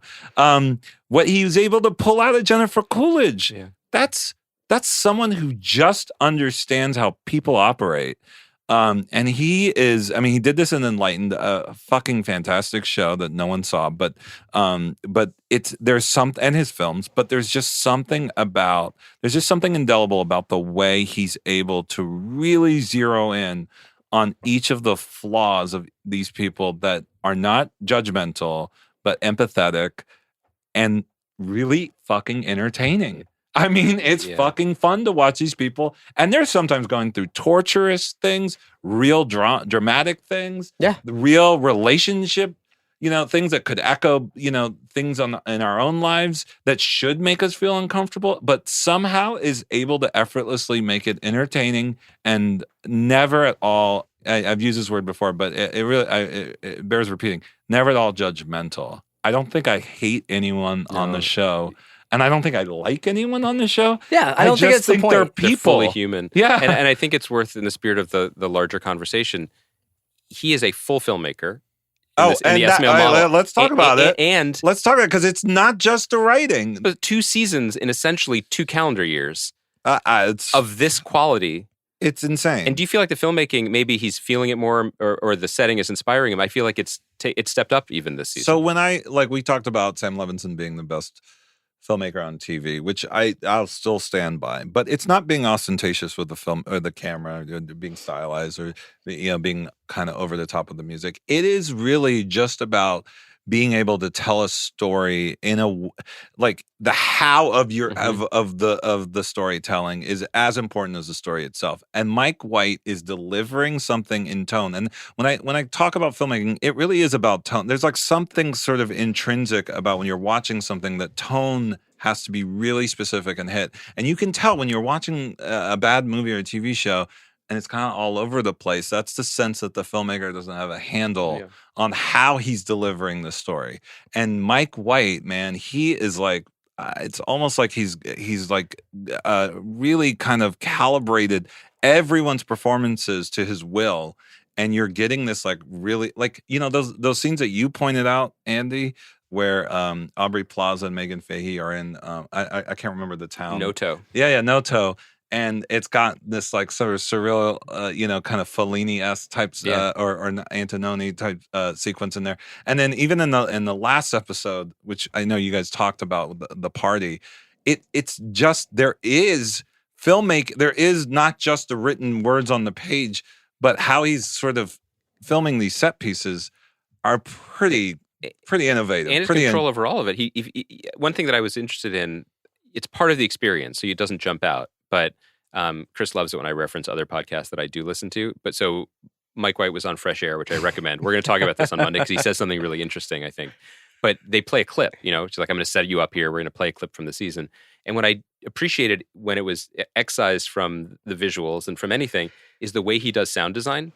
So like music cuts in between lines of dialogue, or you stray sounds, the piano player is aggressively brought to the fore in a way that he is curating our experience at this resort in a way that does not feel ostentatious. You don't necessarily notice it, but it contributes to the way that a lot of us talk about it, even without the filmmaking knowledge, about it being an intoxicating season of TV or an immersive kind of vibe. We're not looking at our phone, even though nothing's happening. Right. That's filmmaking, right? I mean, it's remarkable. And he does something that's really, I mean, I'm going to bring up a master. He's one of my heroes, Louis Buñuel. And one of my favorite films is The Discreet Charm of the Bourgeoisie. And he does something that kind of harkens back to him in this way, which is he goes to sometimes an absurd sort of he hits sort of an absurd limit with the set pieces or the characters or whatever, the scenes, how the scenes are sort of manifested. Tanya on the back of the scooter or something. Yeah. But it never feels broad, or he somehow is able to pull off absurdity, but yet keep us grounded in the real human emotions of these people. I mean, the fucking line about, was it Peppa the Pig? Yeah, Peppa Pig. I mean, it's just that felt like that should have been in a different kind of show. It's also been interesting to watch how I think looking back on the first season, I think the second season is better. At this point, and I also think that it's kind of amazing that people are saying that. Like, well, I think that it's more of a I almost want to say a coherent tone. Mm-hmm. Like, I think all of the performances feel like they are happening in the same reality. Whereas in the first season, I think that some people were in a good way, where it was like Steve Zahn's doing his own thing, and Coolidge is doing her own thing, and Sydney Sweeney's doing her own thing. Like, it was happening. Almost like it was like, I got to get all this stuff out, and now he has like the confidence to know, like, man, people really like this. And I am in control of it. It's so cool. Again, when you listen to interviews with him now, like, you know, he's been through it. I mean, he's been successful for 20 years, but he's like, no one's ever really liked or loved what I've done. Yeah. And he likened it, and he has like obviously a connection to Hawaii, but he's just like, it's like, I've been in the ocean for 20 years and I finally caught the big wave, you know, and I'm really enjoying it. The last point I wanted to make that came from that interview, I think this is going to be relevant when we talk about the finale, so I might step on it a little. But I think it's generally understood in the show that, you know, and we talked about it this week, that one of the genius aspects of it is people go on vacation, but they bring themselves along, right? And they're kind of just exposed. Yes. They can't get away from it. I never considered the extra layer of money and the role money and class plays in the show, which obviously is what the show's about. And there's definitely some luxury vacation porn element that draws people in. But his point is, it's especially revealing to him when you put people in paradise and they never have to worry about anything anyway. And then their problems. Yeah. Not in a judgmental, like, what are these people complaining about? But you've swept away all of the quotidian day-to-day concerns, both of your actual life, and then also these people never have to make rent. And what is their it's like a pure misery or a pure unhappiness that allows him to do this storytelling and could continue to do it for years. And, you know, the other thing I'll say, because he has a huge ensemble here. We've got like, how many, 4 or 5 storylines? Yeah, like probably 10 people. And each storyline's got like a few people. There are no backstories. There are no like, here's what happened 10 years ago, and here's what a great show that I love. Is it called Fleischman is in Trouble, or is it called Toby Fleischman? Fleischman is in Trouble. I just barely missed my list. Yeah, I love that show. But partly the reason, but there's a lot of flashbacks, and I love all. And as a narrator, being like, Toby was like this. And I fall into it, and I understand him more because of that. The fact that Mike White is able to do that without doing any of that is pretty fucking. I mean, it's rarefied air he's in. He's doing it himself. He's doing it himself. It's crazy. It's pretty crazy. So that was your number 2. That's my number 2. No, that was Kaya's number 2. But it was your number. What was your number? It was number 7. Number 7. It's not on your list. It's not on my list. Moyo in the City was my number 2. What was your number 2? White Lotus was 8 for me, but like, again, maybe after the finale it jumps. My number 2 is Res Dogs. Okay, and Kaya, what was your number 2? White Lotus. Okay, number 1. Do you want to? You I think our number 1 has been mentioned. Let's do ours before Sam brings the house. I do, but I also. Do you finally know what it is? I'm afraid that I do. Yeah. I want to do. So we're going to talk about Andor now. My number 1 show of the year. Your number 1 show of the year. Andy. And my number 6 show of the year. But can I just say it was my number 2 or 3 show of the year? Like yesterday, I've been shuffled. Dying to hear what you have to say about this. I mean, what Andy and I have talked ourselves blue in the face about how much we love this. So I can say the same thing about human behavior, about Tony Gilroy. He's a fucking master, right? Like, you're not going to get better writing than him. But then you have Bo Willimon. Like in the 7th or 8th episode. Yeah, he's like the third reliever. But before that, you had Dan Gilroy. I mean, you have literally the Murderers Row of writers on this fucking Star Wars show. Yeah. That's also a spy show. And everyone's morally gray, and there are no lightsabers or, you know, hero's journey talk. It's just pure fucking, I don't know what to call it, drama, spycraft, thriller. It's really kind of impressive, the moves that he makes between episodes. And one thing I will say about it, I fucking love that he doesn't have cliffhangers at the end of every episode. Yeah. What did you think of the 3 episode arcs? I loved it. And I think it was smart of him, because I think it was probably his strength because he probably does view it as I know critics hate to hear this, but he probably did view it more as like a 12-hour movie. But that's fine. Like the way he broke it. Or four movies, you know what I mean? Like or the way, 4 movies, yeah. Oh, because of the 4 3 90-minute movies. Yeah. And to a certain extent in this day and age, it doesn't really matter where you're cutting up the episodes necessarily. But he just, I mean, the way he's able to move between not just the storylines, but the way he was able to like keep the scope of Star Wars, but make it about these people. But not just people, but like these fucking morally, you know, I don't want to say corrupt, but morally dubious people, to give them these fucking lines of dialogue. I know you've spoken about that great monologue. The Luthen monologue. Holy shit, yeah, but man. then there's just like a moment between But wait a minute, that scene, let's just talk about that scene, for example. That's usually a perfunctory scene that you put, you know, we need to get him to convince this guy, and then everyone's so hell-bent on getting to the next plot point. Mm-hmm. But they fucking slow it down and they fucking deliver. Like, no, we're not going to just miss this opportunity to really dig deep on what it takes to start a revolution. Yeah. In a human way, not in a, you know, let me give you the fucking badass line. No, we're going to give you a badass monologue, but it's not just for everyone to get out of their chairs and clap their hands. But it's to really take in what it means to sacrifice in a real human way, in a way that we can understand on planet Earth, not in a galaxy far, far away. That to me, that scene is sort of the symbol of why this whole show works. But, so let me ask you specifically about this show, because as someone who has made movies and has made TV shows and has been in meetings and has been running a company, you exist on planet Earth in a world where the franchise Death Stars are omnipresent and suck up gravity. Yeah. And, you know, without getting into it, I'm sure that you've either had meetings or, you know, people have said, maybe you want to do this or what would you want to do? And there's the argument of Trojan horsing something good within it, but it's never really worked out. What did seeing this show do to your perception of that type of storytelling? Did it turn you around? Did it inspire you? Do you feel like it would have been better served if Tony Gilroy made a spy show that wasn't also on Coruscant? What did it do to your, because we're all the same age. We all love Star Wars. So what did it do to you? Well, it's weird because it's not doing Star Wars. So in a weird way, I was like, I don't know. Like, I love the original. I'm sure we all love the original trilogy. That it's not doing that, which is fine. It's great. I wish, to be honest with you, I wish Tony didn't have to do it within the Star Wars. Yeah, like if this was like set in the 1960s in Berlin, would you be more excited by it? Or I mean, like, was that what you would? Or if it was another fucking sci-fi show. Sure. That did what it did. The you know sci-fi what I mean? part of it is amazing. I actually, I agree with Andy there. Like, it is the fact that it's unexpectedly this spycraft show set in space is pretty fucking, I don't think I've ever seen that before. It's spy-fi. It's a new genre we just made up.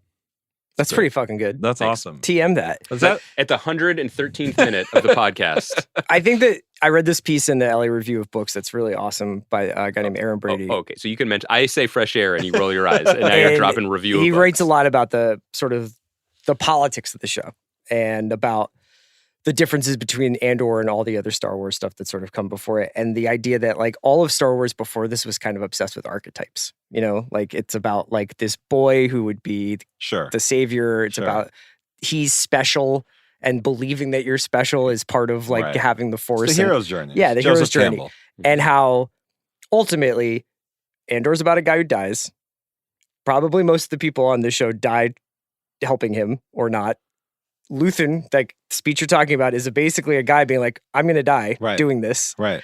Everything is basically about the kind of nihilism of trying, you know? Right. And it works. It just makes you feel like connected to this story in a way that I think it captured what Aaron talks about in this piece is like Star Wars captures your childlike imagination and this captures your adult imagination. Absolutely. I thought he did a great job. So in this I would piece. say I can't compare it to the original because I like things that capture my childhood imagination. But I don't mean in terms of comparing to the original, just like how you feel about it, where we are as an industry, because I think it's been increasingly a lot of the it's the best IP case shows. scenario. Yeah, I think exactly. Of like after 2 or 3 years of getting increasingly depressed about like, oh cool, another take on this and now there's 3 Jokers or whatever. It's like if it was this, If it was like, hey, here's $200 million. You can do something. Find the corner of this universe that you want to try and explore. And the only thing that I will say about that, though, is I don't like that I know how it ends. I wish I did not have that. And I mean, don't you to a certain extent? You don't care. But not because the way it's been weighted, because in a way, Andor himself is the least important piece it's of not. it, right? Look, if this was just a show called Andor, it had nothing to do with Star Wars, of course you kind of know he's not going to die. The fucking show's called Andor, right? So it's not about that. But there is something, I wish there wasn't this prerequisite that Tony Gilroy has to write it in a franchise universe in order to pull off a the interesting thing is, like, we kind of hinted at, well, not hinted, we talked about this, but like at the beginning of Rogue One, not to be dorks about it, he's in a pretty fucked up place. Yes. So I feel like the second season of Andor is going to be much more like Godfather 2 than it is going to be, and then he became a hero, like, because he's not a hero at the beginning of Rogue One. Fucking love the, kill me or take me in. Yeah. I mean, So Jesus good. fucking Christ. It's just on the highest level. So good. It really is. Can I add just one thing? We've said everything there's to say about it, really. Like, I think it's a miracle. Like, By the way, can I just add, I had no idea what was happening from episode. I didn't know what to expect.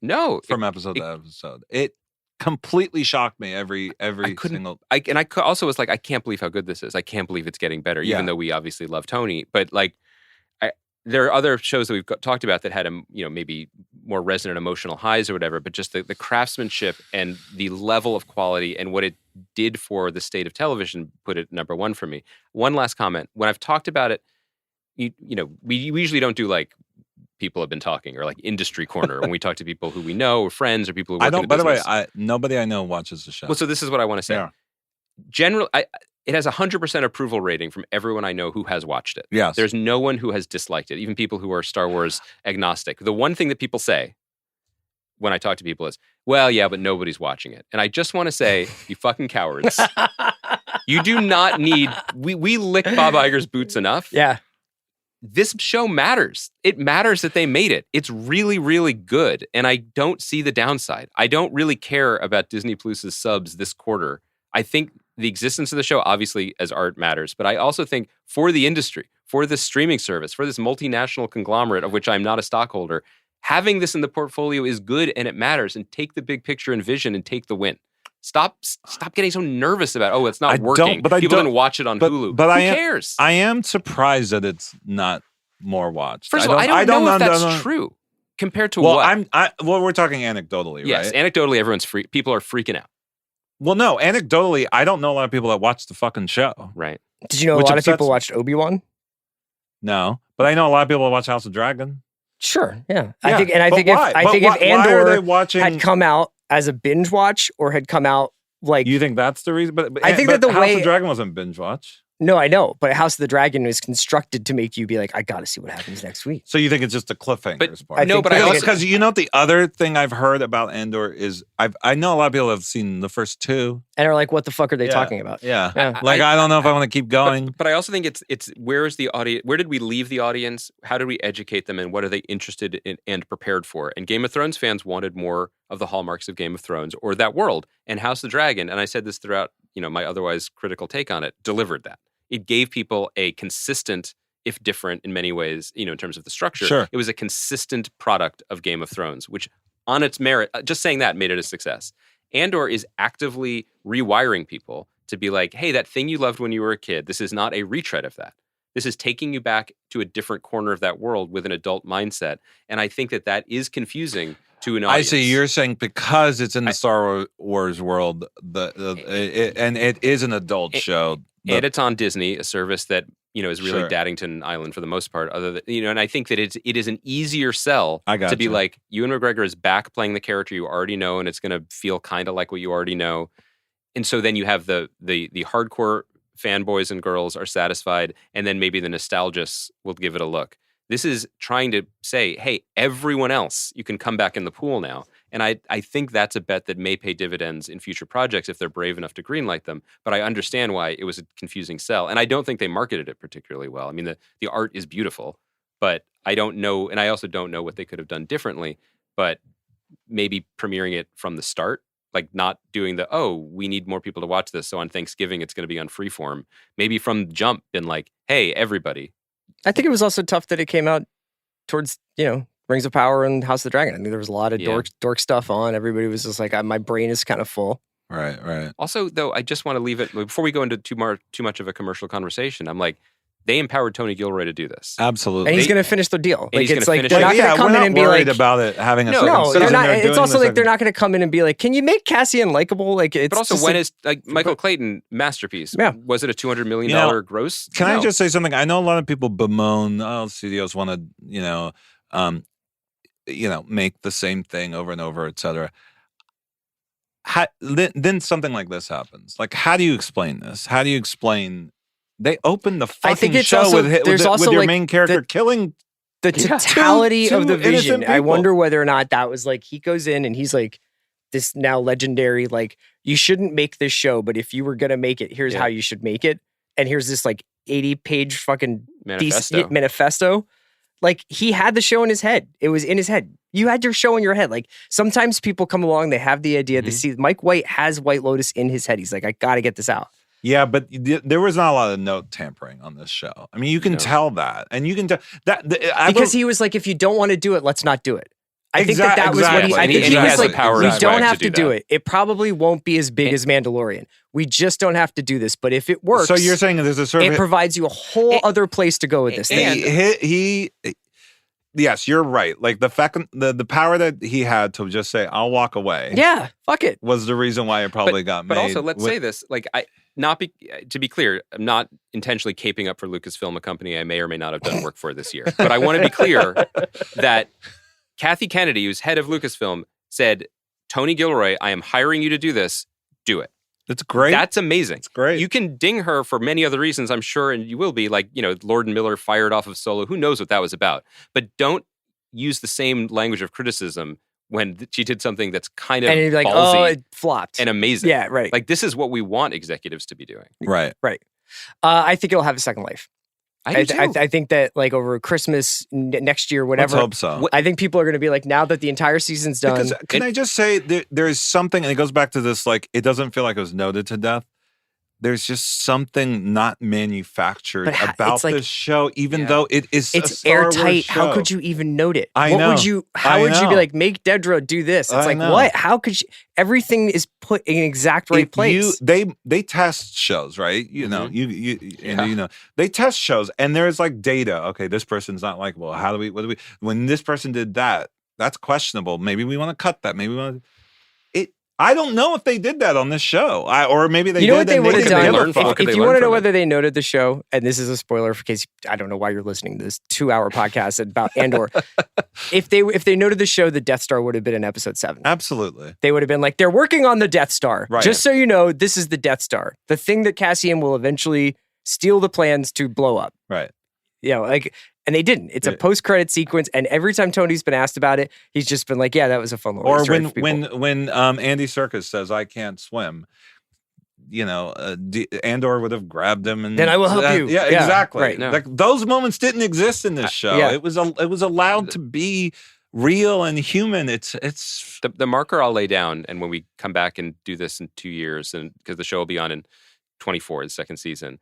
I really feel that when it comes back, it will be treated like a big deal. Not just because the press liked the show and critics liked it, but I do think that the way that it will be received on its return, when it's made an impact, when people have talked about it, thought about it, processed it, I think it'll just be greeted differently. Will that translate into subs? I don't care. I don't know. Hope so. But yeah, I do think it'll be different. I want to, just to wrap up. We don't know his number one. Oh, we don't know your number one. I'm sorry. We can wrap up though. I mean, without your number one, should we do it next year?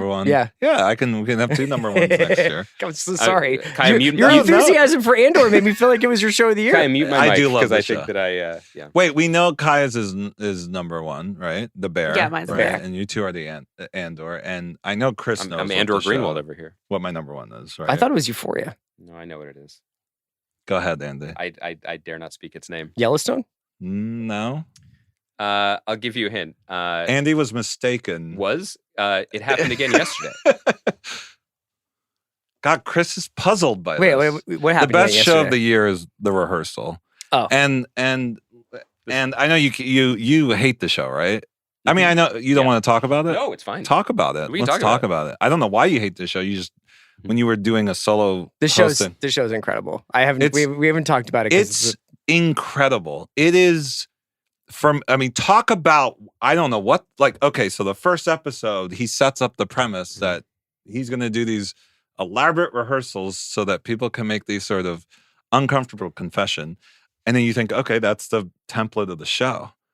And it is fucking not at all. And and episode to episode, it increasingly goes in these exotic, fascinating explorations of human behavior. I mean, that keeps coming up. We talked about Tony Gilroy. We talk about Mike White, but Nathan Fielder is mining it to a fucking disgusting depth that I have never quite seen before, and it is just it does something that movies and TV shows should always do, which is show me something I've never ever fucking seen before. It didn't do it.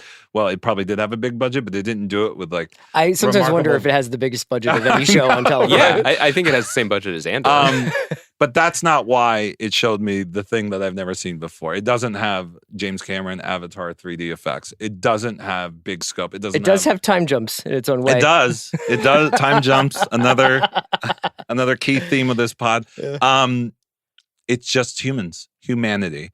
And to kind of plunge into humanity in this weird but really insightful way, name another show that's done that. And Andy, first of all, let me ask this question: how far did you get into it? 1.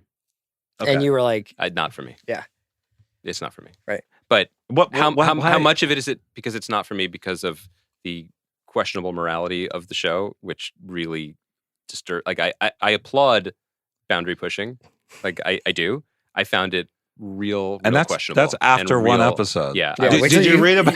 Did you read about what happened? I'm real good not engaging with it anymore. I don't find it particularly okay, from what I understand. But how much of this is also the fact that the other day when I dropped one daughter off at an event and then was walking with my other daughter and someone's like, "Hey, oh my God." I'm such a big fan of the show. And with my clearly outsized ego, I assumed he was talking about The Watch or maybe Esmail Corp's late lamented Briar Patch. And I was like, thanks. Not lamented at all. Thanks. That's true. Not lamented. But, I was like, oh, thanks. And he's like, oh, my wife and I we love it. Every episode. I was like, great. He's like, can I get a picture? And I was like, seems weird for a podcast, but sure. Okay. And he starts to put his arm around me and he's just like, and I watch all of Nathan For You too. And I was like, yeah, that's...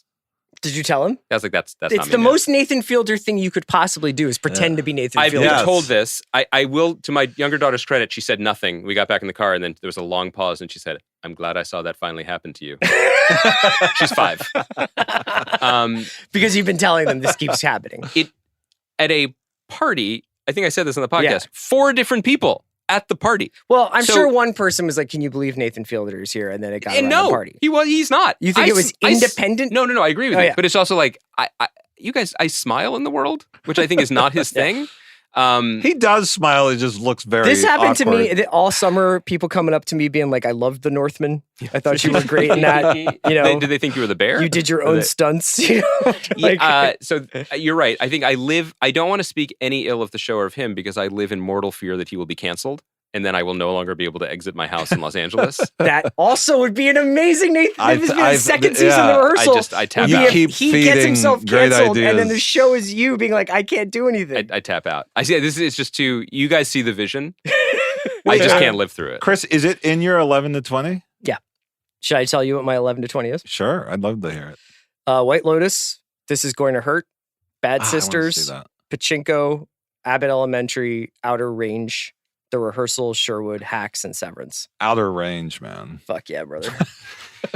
That's definitely in my 11 to 20. What a fucking weirdo show. That show is... I still never saw it. Oh my God. It's so out there in a really fun way. Is it coming back? It sure is. That's fucking Although it's going to be one of those... I think it might be one of those shows where it's 3 years... It's going to take 2 or 3 years for it to come on, and you're just going to be like, well, yeah, that fucking black hole's still on there. Can I name a couple others that weren't on that? Please. Wait, maybe you said some of them. Did you guys see Night Sky? Did you see Night Sky? Did you watch that? You the J.K. Simmons thing? Great Jessica Lowry directed on that. No, I should. Again, it's just Oh, another thing. It's Outer Range-esque. Sissy Spacek. J.K. Simmons. Yeah, it's good. Irma Vep, we talked about briefly. I love that. You said Abbott Elementary. Fleischman is in trouble. The Boys, still think is just consistent and really entertaining. Winning Time. Yep, not mentioned. Winning Time is on my list. My long list. I am shocked that show. I thought it was a really fun show, but I'm shocked that show did. I thought it was going to like sweep every award show. No. Do you think that? I don't even know when did that came out after the Emmys, right? No, before. It was early. It was before, and it's the Lakers. It's this town. It was too crowded. That field was too crowded. I mean, okay. Pachinko. You said Somebody Somewhere. We mentioned briefly. Minx. This is a show that I really had a lot of time for. Is that the Jake Johnson show? Yeah. Oh, I haven't seen it. He's great in it. I love Jake Johnson. These are all good shows. And I think people. No one's listening anymore, but I think that if anyone was, dude, we could keep going. Our 11 to 20 podcast, like if we had just done that list, that would be a pretty interesting and contentious conversation. I know. Did you guys watch The Patient? Yep. Oh yeah, The Patient. The Old Man, which I sort of agree with your criticisms of. The first 3 episodes of The Old Man. 1899. There was a lot of great. I haven't made further into it. Did you finish it? I did. Yeah, I just finished it. You did? Yeah. What did you think? It was pretty cool. Next month, let's go back because I'm behind on that, and it's not on the list because I just didn't finish it. Yeah, they shot that on the volume, the whole thing. Not the whole thing, but a lot of the outside the boat stuff. Exactly. They were not out at sea. Let's put it that way. Yeah, well, let's put it that way. Wow. Jesus Christ. I'm 2 episodes. If you do you really think that this whole thing is on a boat? Yes. Oh. I'm only watching it because I love The Life Aquatic. I'll throw out a couple other ones. I really loved the beginning of Under the Banner of Heaven, so I just thought me I too. would say that. Great first episode. Tell Me Lies, which is really trashy, like good, sexy fun on Hulu. Yeah, really my buddy Jonathan Levine directed the pilot of that. Yeah. What do we else? We have The End of Ozark, Lord of the Rings. I thought had some really great episodes. I keep hearing episode 6. Yes, is that the big battle episode? And then Tokyo Vice. I haven't finished Tokyo Vice. It was a Michael Mann TV show. These are the first episode, and I really liked the rest of it. But the first episode is like that's a Michael Mann movie, and then the rest of the season is more like but it's still a crime good. show. It's dope. Still great. And they're making another season. And he's not coming back though. Mike's not coming back. He's making Ferrari. Hasn't he always been on some level building towards that? Kaya, any other shows you wanted to shout out? No, not really. I really liked Pachinko. I liked Pachinko. Liked Ozark. Also liked the first few episodes of Under the Banner of Heaven, but did not finish it, Tailed unfortunately. off a little bit, yeah. Wait, Kaya, because I think you and I agreed on Sex Lives of College Girls, right? On the first season. I only watched half of the first season. I haven't returned to it since. Have you watched it? I've been I love the first season. The second season's a little bit challenging. The second season. It's made for people whose brains are falling out of their ears. No. No, it's like every scene is like 9 seconds long, and then it's a drone shot. It'll be like one joke, and then it's just like, you're doing what? And then it's like, Sam will love that. It's pushing the boundaries of the medium. That is like a lot of big swings in that show. That's right. Wait a minute, I have to ask you guys, because you didn't watch Ozark, right, Andy? I famously watched like 4 episodes, watched the first season, I think, to endear myself. I did too. And I remember there was that one episode, I think it's called Kaleidoscope. Oh yeah, I watched that first season. Okay. The whole where thing. it was like all out of time, which I thought was really cool. But I didn't go past the first season. You guys were hardcore. You especially, big Chris. Zark guy, yeah. And this was the series finale, right? It was. And not impressive enough. I think the third season ended on such an incredible high note that it was like much more like when we talk about how Atlanta ended and it felt like they were going to just keep hanging out. You know what I mean? Like the show ended, but those characters didn't. Mm-hmm. This felt like the inverse of that. Like even though like they kind of tried to keep, I don't want to spoil Ozark for people, but like I just felt like it was like a little bit tidy. It was tidy. All right. Well, what have we learned, Andy? I think we knew. No, I think everybody's pretty much on brand. Do you know what it is? What's cool about these lists is that we just had this very peaceful mentioning of honorable mentions. Yeah, non-contentious, wonderful. It's nice that you come in and you're just like, what I like is important, and if you don't like it, there's something wrong with you. Yeah.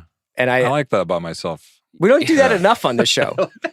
Like if Andy passes on a show, or if I pass on a show, I'm like, go ahead. You go talk to that person. Yeah. I mean, there's one thing we've learned from generations of talk radio. It's that people like agreement. Yeah. They want a calm supportive environment. Hi, Andy. Where only the positives are celebrated. Sam, before we go, I know you always have your rule about no Esmail Corp projects being mentioned, but you did have some shows this year. I did. Which, by the way, I think you interviewed my wife for Angeline. Honored to do it. As famously my secret favorite show of the year. But Emmy, predates your involvement with this podcast. Did you get a top 5 from Emmy? True. But wait. I did not. Angeline, really worthwhile on Peacock. Amazing. An Esmail Corp show starring your wife. Gaslit, which is Big amazing on Stars, and then The Resort, which is on Peacock, which is also great. I really enjoyed The Resort. You watched The Resort? I did. I didn't hear it on the. Well, that's not true. I think I mentioned it on the pod. We don't want to keep you. We're hugging you, but we're hitting you. And next year, you're making your movie's going to come out. My movie's coming out next year, and I'll be going away to Australia to be shooting another TV series, which I won't mention right now. You can. Can I mention it's it? in the public record. Is it? Okay, Mad Max before Thunderdome, kind of like a prequel. So now Chris just a show that really began with the two of us. Absolutely. And Allison Miller in 2016. This is true. Andy Greenwald and Allison Miller, who ended up becoming the showrunner of Angeline and The Resort. Were in my writer's room we were the writers room. We were the writers' room. The three of us. And my favorite memory of that, in addition to everything, was that we broke the first day at like 5:30. We were in Culver City driving home to see our children, and we walked out past the Mr. Robot season 3 writers' room, who all stopped and in unison turned their heads and stared at us. They were not happy. And I believe Kyle said the words, "Keeping bankers hours, are we?" Fantasy does that to me a lot. Yeah. Did you have a banner hanging up in the writer's room that said, "This is not a writer's medium"? No, but he made that clear.